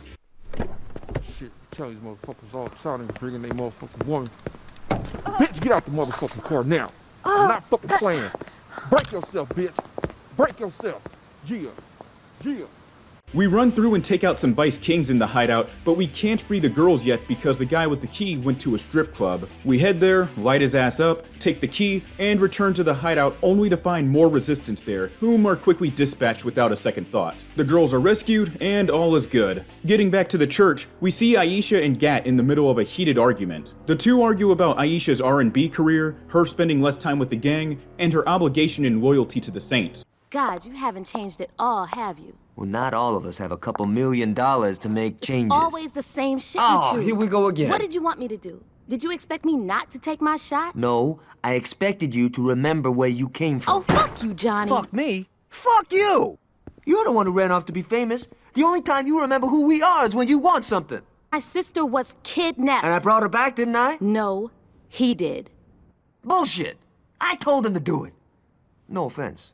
Once they calm down, the couple lays out some shit to us. Aisha is signed to Kingdom Come Records, a corrupt record label owned by the Vice Kings. Once you sign with them, you're pretty much signed up for life and they extort you to stay signed while they rip you off. Sounds like a certain record label in real life. Aisha has a recording session in a few minutes, and our plan is to fake her death. What we're gonna do is load a car with a bomb, drive to the studio, and detonate it in a way that makes it look like Aisha was caught in the blast. Ish. Make sure someone sees you before you jump out. Johnny, I really appreciate it. Whatever. I was gonna blow that place up anyway. The two drive the car to 8-Ball, Samson's shop to rig the car with the bomb. Once they leave the garage, Aisha spots a prominent stalker of hers riding behind them in this FBI-looking ass van. Now, instead of allowing the chase to begin, the easiest way to shake this guy off is to just kill him. Trust me, I felt like a fucking idiot when I first played this mission at 12 and found walkthroughs where everyone else killed the dude before driving off. Kudos to the developers for the non-linear mission design. They must have expected lots of players to just drive away from the dude, because there's this big ass truck taking up all 4 lanes on the bridge that you gotta brute force your way past, even if you kill the stalker first. The rest of the mission is pretty uneventful. We're just driving Aisha to the studio. Aisha makes it to the studio, exchanging a few words with the dude at the front desk, and then running outside before the bomb goes off. Yeah, when Benjamin King named the label Kingdom Come Records, I don't think he was actually expecting anyone to go and blow the studio to Kingdom Come. Oh, brother, this guy stinks! Outside of a Freckle Bitches, the couple are arguing about better places to eat, and then Playa shows up while Aisha walks off. Johnny says that he got some info from Aisha's sister. Tanya, one of the VK lieutenants, has actually been fucking 2 of the other lieutenants. This dude named Anthony, who's Benjamin King's bodyguard, and Warren Williams, his accountant or numbers guy or whatever. Johnny wants to hurt Tanya's prostitution ring by having us storm into her brothel and kill any clients we come across. He also warns us to watch out when going after Tanya, since she may have some muscle backing her up. Before we can attack the brothel, we have to take out the VKs patrolling the block. With their defense destroyed, we clear off some foot soldiers before moving on to the clientele, whom we kill while they're in the middle of fucking. Dog, imagine getting brought to the afterlife and having to explain to your friends and family that you ended up there while you were in the middle of having sex. Nah, for real, these niggas real life got caught lacking at one of the worst possible times. Once the raid on the brothel was over, we're brought to a meeting between the higher-ups of the Vice Kings. Also, let me take a moment to say rest in peace to Michael Clark Duncan. He's the dude that voiced Benjamin King. He played in a lot of TV shows, movies, and video games, especially during a time when having celebrity voice actors in games was uncommon, outside of stuff like, say, Def Jam, for example. The dude was very talented. Ben King inquires about the cost of the studio bombing, getting an angry response from Warren Williams. How much is this studio incident gonna set us back? The incident? I'm sorry. I thought some motherfuckers blew up my shit. I didn't realize it ain't no thing. How much? Including the loss of revenue from Aisha's death, I'd say we talking millions. Ben has a few contractors that owe him that can fix the building. He then orders Warren and his marketing team to put together a memorial box set for Aisha, which should recoup some of the losses from the bombing. Ben turns to Tony and asks how Tanya's prostitution ring is going, and he tells him that business isn't going good. Anthony tells him that the Saints have been fucking with her operation, and Warren chimes in, begging for war with the rival crew. King wants to avoid a war, but Tanya walks in and says that they need to talk about the Saints. Warren reiterates that the VKs need to retaliate, but Ben shuts that idea down. How did this happen? How the fuck you think it happened? Look, we need to get together here and just... What we need is for you to shut the fuck up. You feel me? Instead, King decides that he'll have Mayor Monroe put pressure on the Saints. While the Saints are tied up, it should be easy for them to regain what was lost and continue on like nothing happened. I can kind of see where both men are coming from. On one hand, King has close ties to the mayor of Stillwater. Instead of enacting all-out warfare against those whom dare challenge his crew, it's more subtle to just have them arrested. Less blood gets spilt, and the mayor won't have to reconsider his partnership with King. On the other hand, the Saints sabotaged one of their main cash flows, and they also blew up an entire fucking building housing their recording studios and whatever else is stashed there. Not retaliating would only embolden the Saints, which is exactly what happens. Some form of retaliation is necessary in order to send the message that your crew is not to be fucked with, and it would make someone think twice about making moves against you again. Either way, the Vice Kings are screwed if they don't do something about the Saints. We get a call from Johnny, whom tells us that the cops are cracking down on the Saints more than usual and he needs us to lay low. However, there's a change of plans. The VKs are trying to take back Tanya's old brothel we raided, and Johnny needs us there to back up the Saints. This mission has us doing what's called a pushback, where the Saints have to fight to defend their neighborhood from being taken over by a rival crew. When a neighborhood is being invaded, you'll stop earning revenue from that neighborhood until the threat is taken care of. Pushbacks happen in the open world, and they only occur after completing certain missions in a story arc. This one's a special case though, since it plays a part in a story mission. In order to get a rival crew out of your hood, you've got to ride around the area and kill the required number of lieutenants. Enemy headcount will be higher than usual, so you've got to watch your back while you're hunting them down. You're also rewarded respect points for completing these, so it's not all for nothing. Once we take back the neighborhood, Johnny gives us another call and says that Troy got a tip that Tanya is setting up shop in an abandoned police station. Julius also gave Johnny the go-ahead to move in and storm the joint too, so Johnny's gonna head back to the church and get tooled up for the raid. I'd I'd highly suggest doing the same thing. Back at the church, Johnny is busy trying to pick out the best weapon for the job. While we're driving to the old police station, Johnny tells us that he plans on killing Anthony next, which is something he's very well looking forward to. The duo arrive at the building where the firefight has already begun. Both gangs exchange gunfire on the streets, with the Saints coming out on top like they always do. Playa kicks open the door to the building and chases after Tanya while she hides behind her foot soldiers. By the way, there's no point in shooting Tanya since she has an invincibility flag on her, so don't waste your bullets. The level itself is pretty well designed, providing cover for both the player and enemies. This is one of those levels in the game where blindly charging through will just get you killed. You have to aim and shoot carefully, think before moving, and wait for the right time for the enemy to pop out. It also pays to watch those corners closely since you can be caught by surprise by some enemies just out of view. Shout out to the level designers for this one, y'all did a damn good job. We clear out the resistance and finally corner Tanya. Playa gets attacked from behind by Anthony, sending him to the ground. Tanya orders Johnny to drop the gun, but in the face of danger and certain death, this dude turns this shit into a roast session. How about you drop the gun, honey? If I were you, I'd listen to the lady. Well, of course you would. You being her bitch. Watch your fucking mouth. Hey, no reason to be hostile.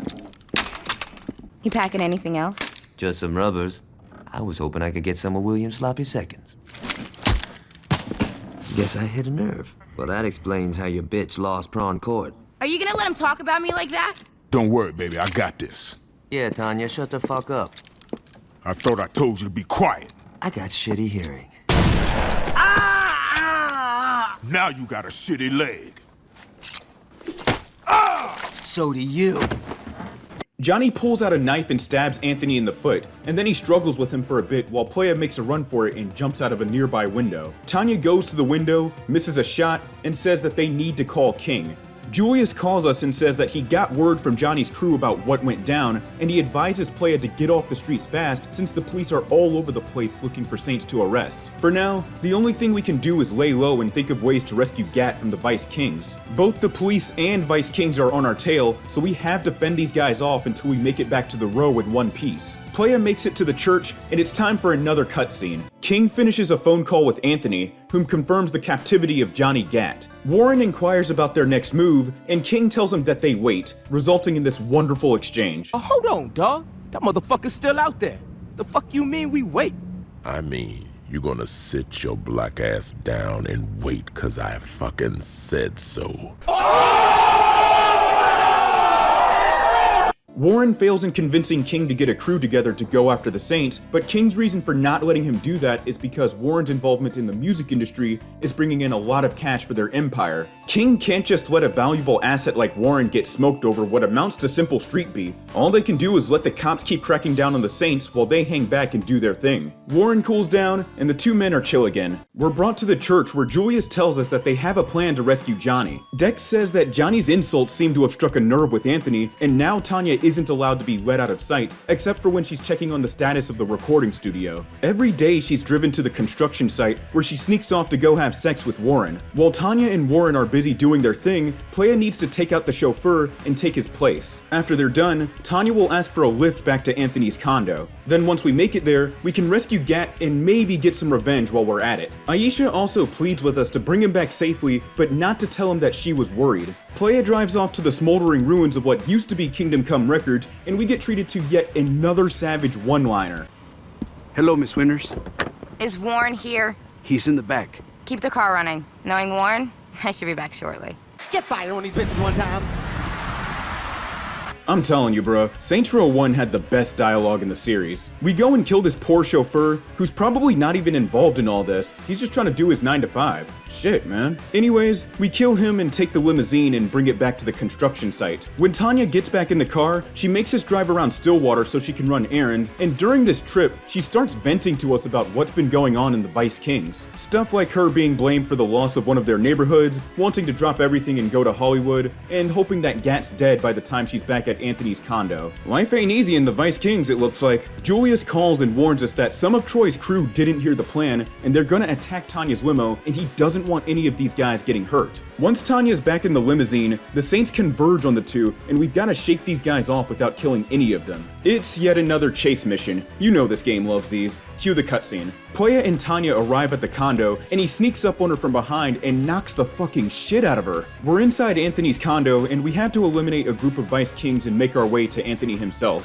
As per usual, Playa is a one-man army, and he kills all the enemies standing in his way, as well as Anthony. The shootout ends and Johnny yells for Playa to free him. He gets up, sees Anthony's corpse, and then this nigga fires some rounds at it. Damn, now that's some next level anger to go and fire all them shots into a corpse. Then again, he did blow out one of Johnny's kneecaps, so the anger is understood. Johnny says that he heard that Anthony has some heavier weapons in the back, and he'll have a crew swing by later to pick them up. Later on, Dex and Johnny are at a thrift store arguing. Dex calls out Johnny for his reckless behavior in the past, saying that the next time he tries something like that again, he might not make it out alive. Johnny, your idea of a plan is taking the biggest hammer you can find and smashing whatever's in your way.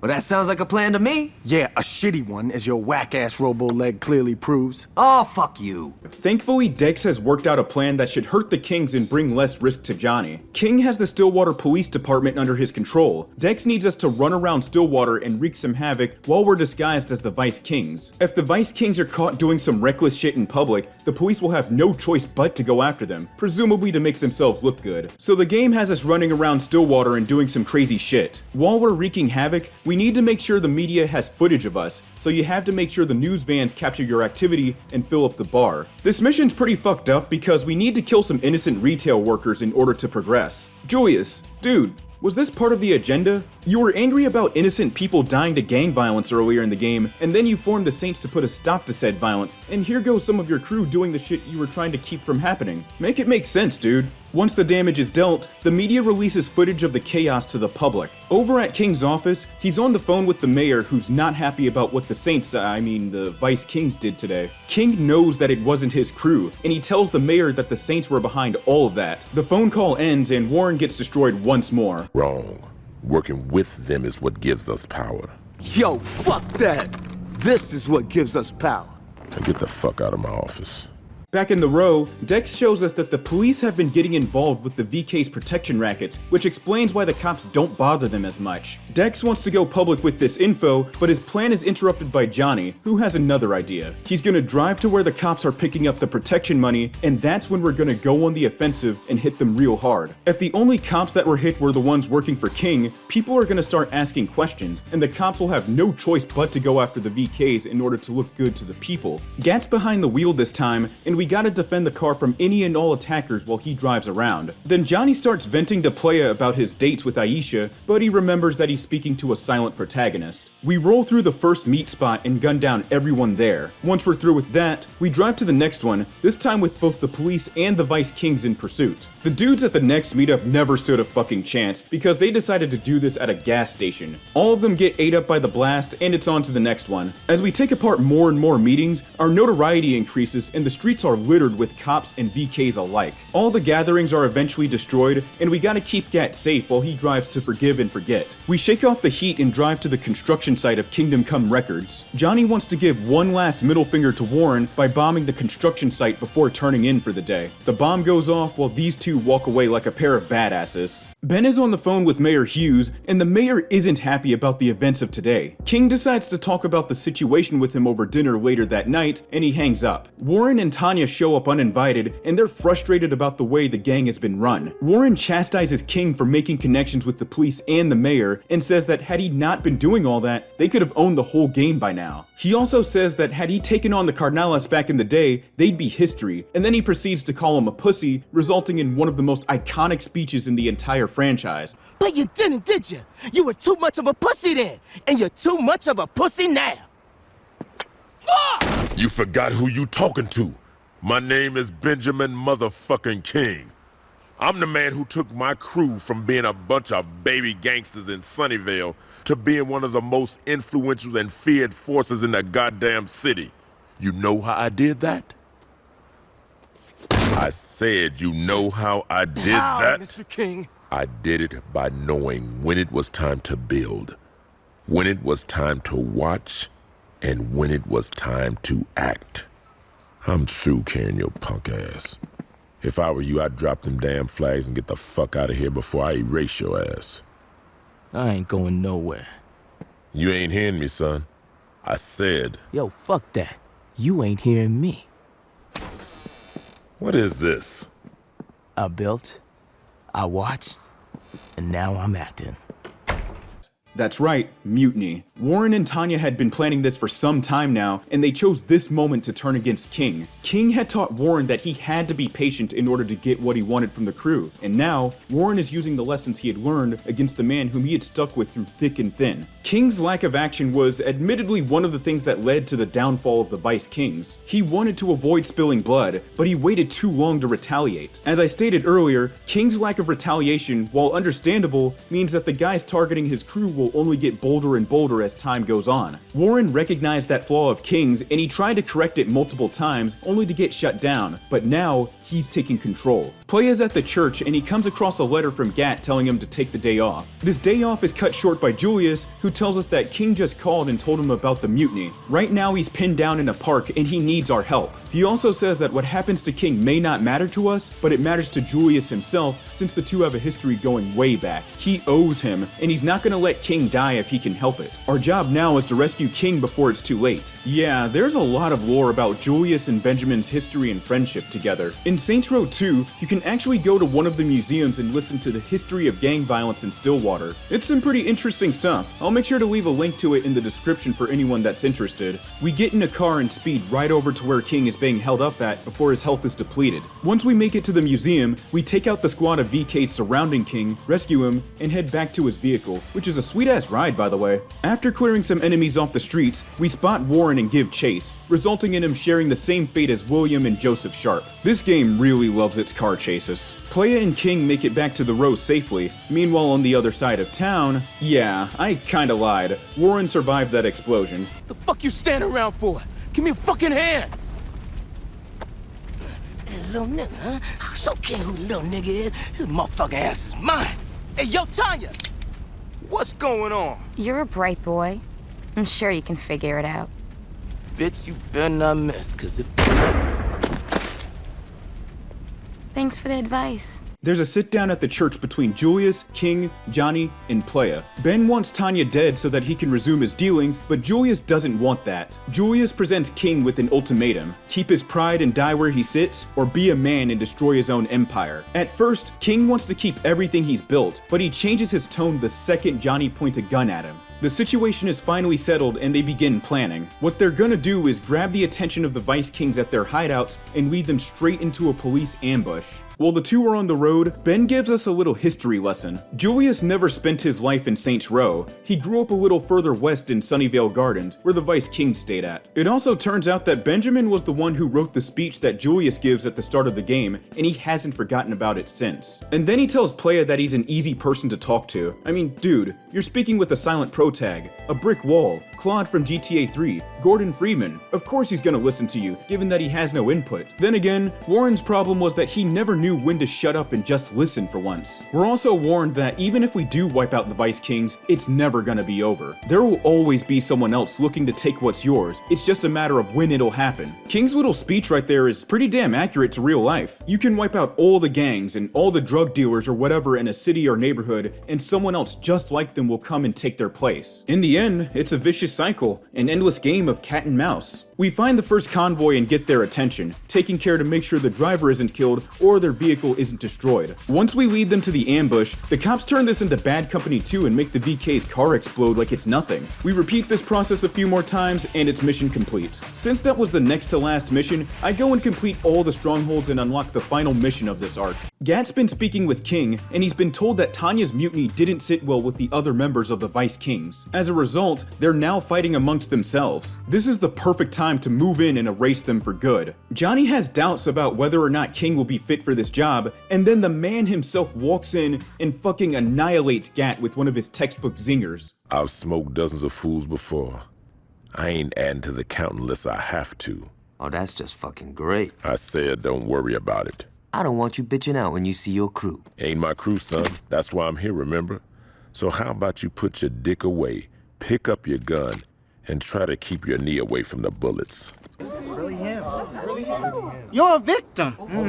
Here we go, CSI. If we want to reach Tanya, we need to get the code for the elevator first. One of the only people who knows that code is her fashion consultant Stefan. He's this German dude that's the owner of the clothing store Impressions, and he also owns the car dealership Foreign Power. You hear him in the radio commercials pretty regularly. What we gotta do is go to his store, snatch him up, and scare him so bad that he reveals the elevator code. The team makes it to the store and he's forced into the truck. King is hanging him out the passenger window by his ankles, and the game needs us to drive real fast to scare the code and the living shit out of him. We can't get into any collisions because that'll drain his health bar, so you've got to be quick yet careful. Not helping is that as time goes on, the cops will start chasing you, making it more likely for you to get into a collision. Stefan finally caves and gives us the code, and King releases him from his grip. Oh yeah, he also survives this encounter because you'll hear him in the radio commercials in Saints Row 2. Now that we have the elevator code, it's time to go after Tanya and put an end to this. We charge right into the Vice King's office building, gunning down every enemy we see without a second thought. Enemy head count is higher than normal, so make sure you have some healing items on you before you jump right in. The trio gets in an elevator, and we're treated to yet another iconic scene. I'm gonna skull fuck that bitch. Hope you don't mind hepatitis. What? We're put up against another gauntlet of Vice Kings while we make our way towards the top floor. Seriously though, the level designers put a lot of work and thought into the levels that have interiors. The rest of the kings are finished off, and we finally get to confront Tanya. Some guys just never get enough of me. I've had more than my fill, bitch. It's over, girl. You're not gonna be able to fuck your way out of this one. That's cute, sweetie. That's just precious.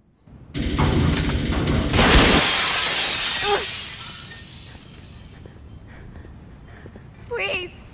Please don't! Oh, Tanya, do yourself a favor and die with some dignity.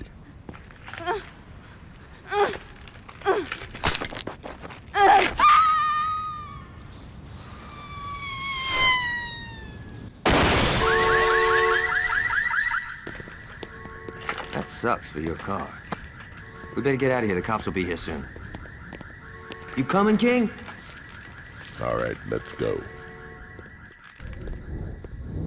And that wraps up the Vice Kings arc. This was my favorite story arc in the entire game because of all the chaos that unfolds between the leaders of the rival crew. Benjamin King wants to avoid an all-out war for the sake of keeping his connections with the mayor and the police safe. His right-hand man, Warren, wants to retaliate against the Saints so that they can keep from losing out on money from their rackets. This clash of ideals between the two is one of the main factors that would lead to the downfall of the Vice Kings as a whole. As the Saints take apart more and more of their operations, Warren enacts a mutiny that ends terribly.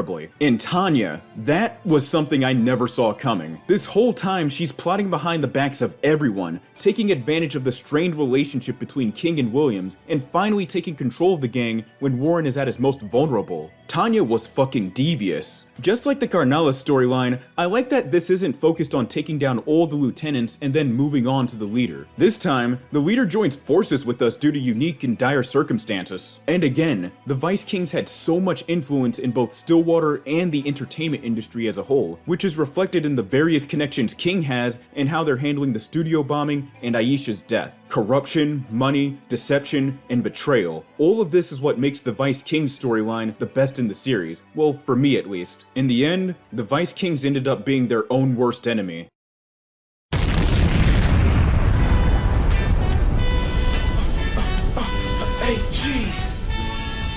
Hey, you can ask the streets, sell well, get on their mind. They know I'm coming, I ain't playing shit, the city's mine. I ain't bringing all over, I ain't need drop. I'm blessing every publication, cause it's vilified. I ain't none of them fake reverend niggas, I'm hood preaching. No suit, just Prada sneakers, my hat legions. Yo.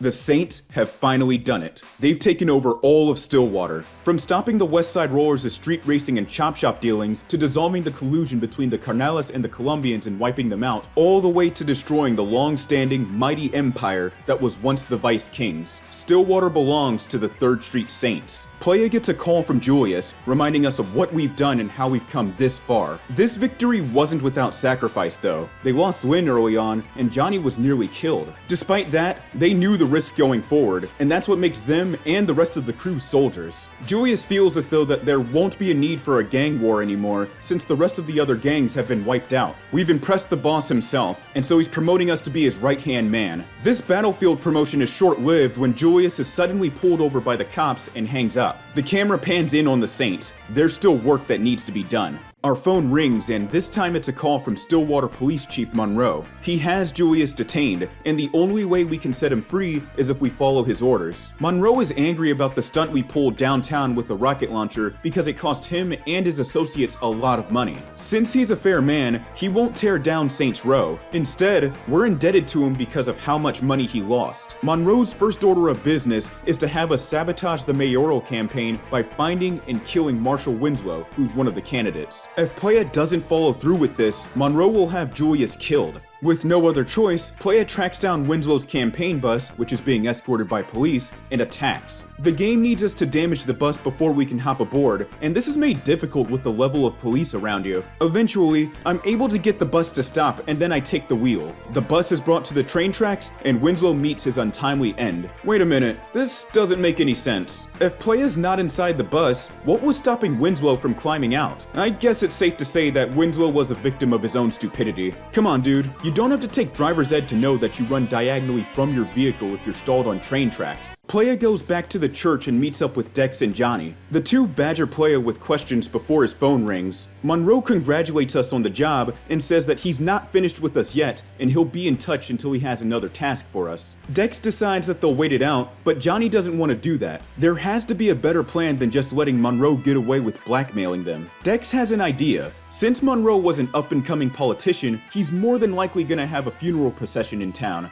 Dex wants to assassinate Monroe during the procession as a way to remind the chief's associates that the Saints are not to be fucked with. Johnny's on board with the plan, and everything's a go. We get in the car, and Dex warns us that this is our only shot at this. The moment we take down Monroe, we need to haul ass out of there. They make it to the vantage point where the funeral procession will be crossing through, and they lie in wait. There's more than one cop car, so the sniper plan is a no-go, and we instead blow up every vehicle we see until we can confirm that Monroe's been hit. Yeah, the explosions and enemy head count do tend to slow down the frame rate. Explosions rock the streets, while gunfire is traded between the Saints and the Stillwater police. Monroe's been killed, and we need to rush over to the nearest forgive and forget while being chased by damn near every cop in the city. The Saints finally shake off the cops, but this ain't the end of things yet. Playa receives a phone call from Richard Hughes, one of the mayoral candidates. He says that he saw what we did at Winslow's funeral procession and hears us loud and clear. Hughes makes it clear that it was never his plan to strong-arm the Saints. That was all Monroe's doing. The thing is that he wants a healthy relationship with the Saints, and he invites Playa and Julius to his fundraiser being held that night to discuss things.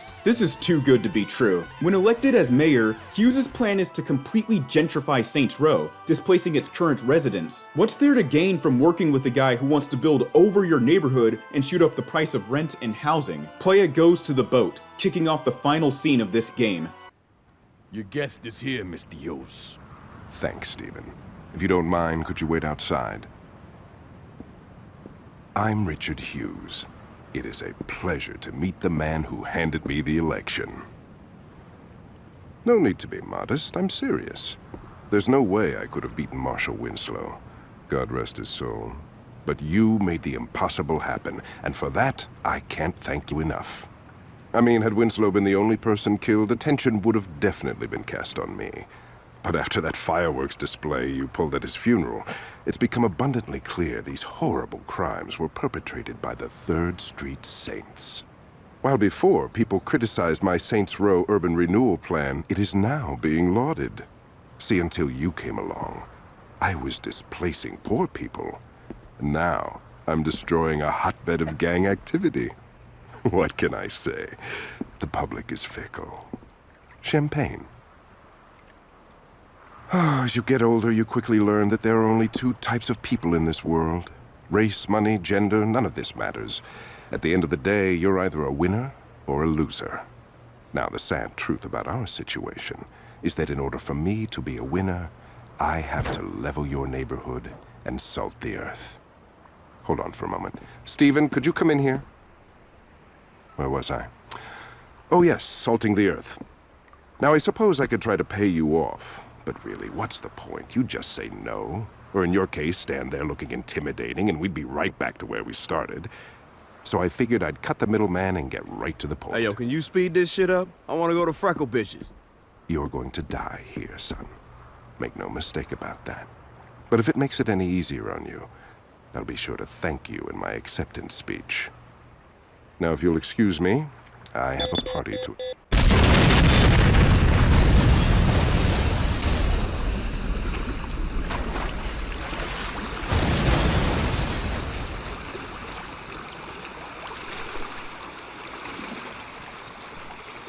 That's right, this game ends on a huge cliffhanger. No grand finale, no epic final battle, no glitz, no glamour, none of that. Everything that you worked for, everything you did to clear the other gangs out of Stillwater, it all amounted to this. Volition had some balls for ending the first title of a major IP with a cliffhanger like that. In fact, they were so optimistic about a sequel that Saints Row 2 was being worked on either near the end of development of the first game or right before it hit store shelves in 2006. Alderman Richard Hughes was gonna kill Playa since he knew a man like him couldn't be bought off or strong-armed. This way, the Saints wouldn't get in the way of his plans to gentrify the row. Hughes wasn't lying when he said he was gonna salt the earth. He wanted all of his bases covered before the election. Meanwhile, it turns out that Troy was an undercover cop assigned to investigate the Saints this entire time. That's why he wanted to avoid bloodshed at the police station when we were retrieving the drugs. And that's also why he backed down when Julius tried assigning him to deal with the Vice Kings. Here's a neat little fun fact. If you have the manual for this game, the whole thing is a journal written from Troy's point of view. The player isn't supposed to know that Troy's the one writing these journal entries, so they wrote it in a way that kept the identity of the undercover officer ambiguous until the big reveal. I miss when game manuals had a lot of effort put into them like that.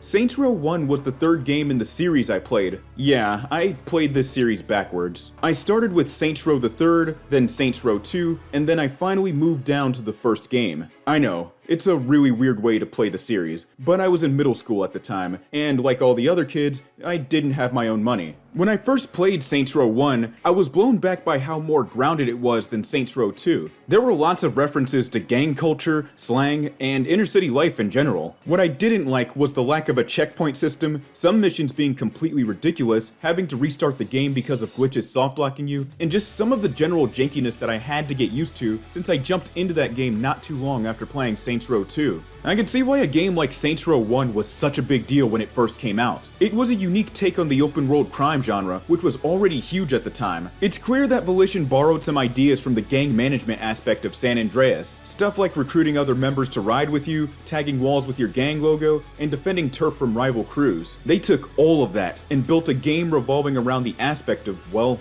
being in a street gang. Saints Row 1 is an excellent title, and I can't give it enough praise for standing out and being unique at a time where developers were desperately trying their hand at crafting their own open-world sandbox title to compete with the likes of Grand Theft Auto. Thank you for watching this video all the way through. Just like the other retrospectives, this one took a lot of time to put together, especially with me getting moved into a dorm and other stuff getting in the way. As you may have guessed, I'll also be doing a retrospective of Saints Row 2 and the rest of the series, and I might do a short review on the Saints Row reboot when it comes out, but no promises there. Thank you all for the support. If you want to keep up with what I'm doing, make sure to follow me on Twitter or to join my Discord server. I post updates about my projects and other stuff. If you want to support this channel and what I'm doing, feel free to donate to me via PayPal or Cash App. Links to all of that is in the description below. Thank you all for watching, and I'll see you in the next video.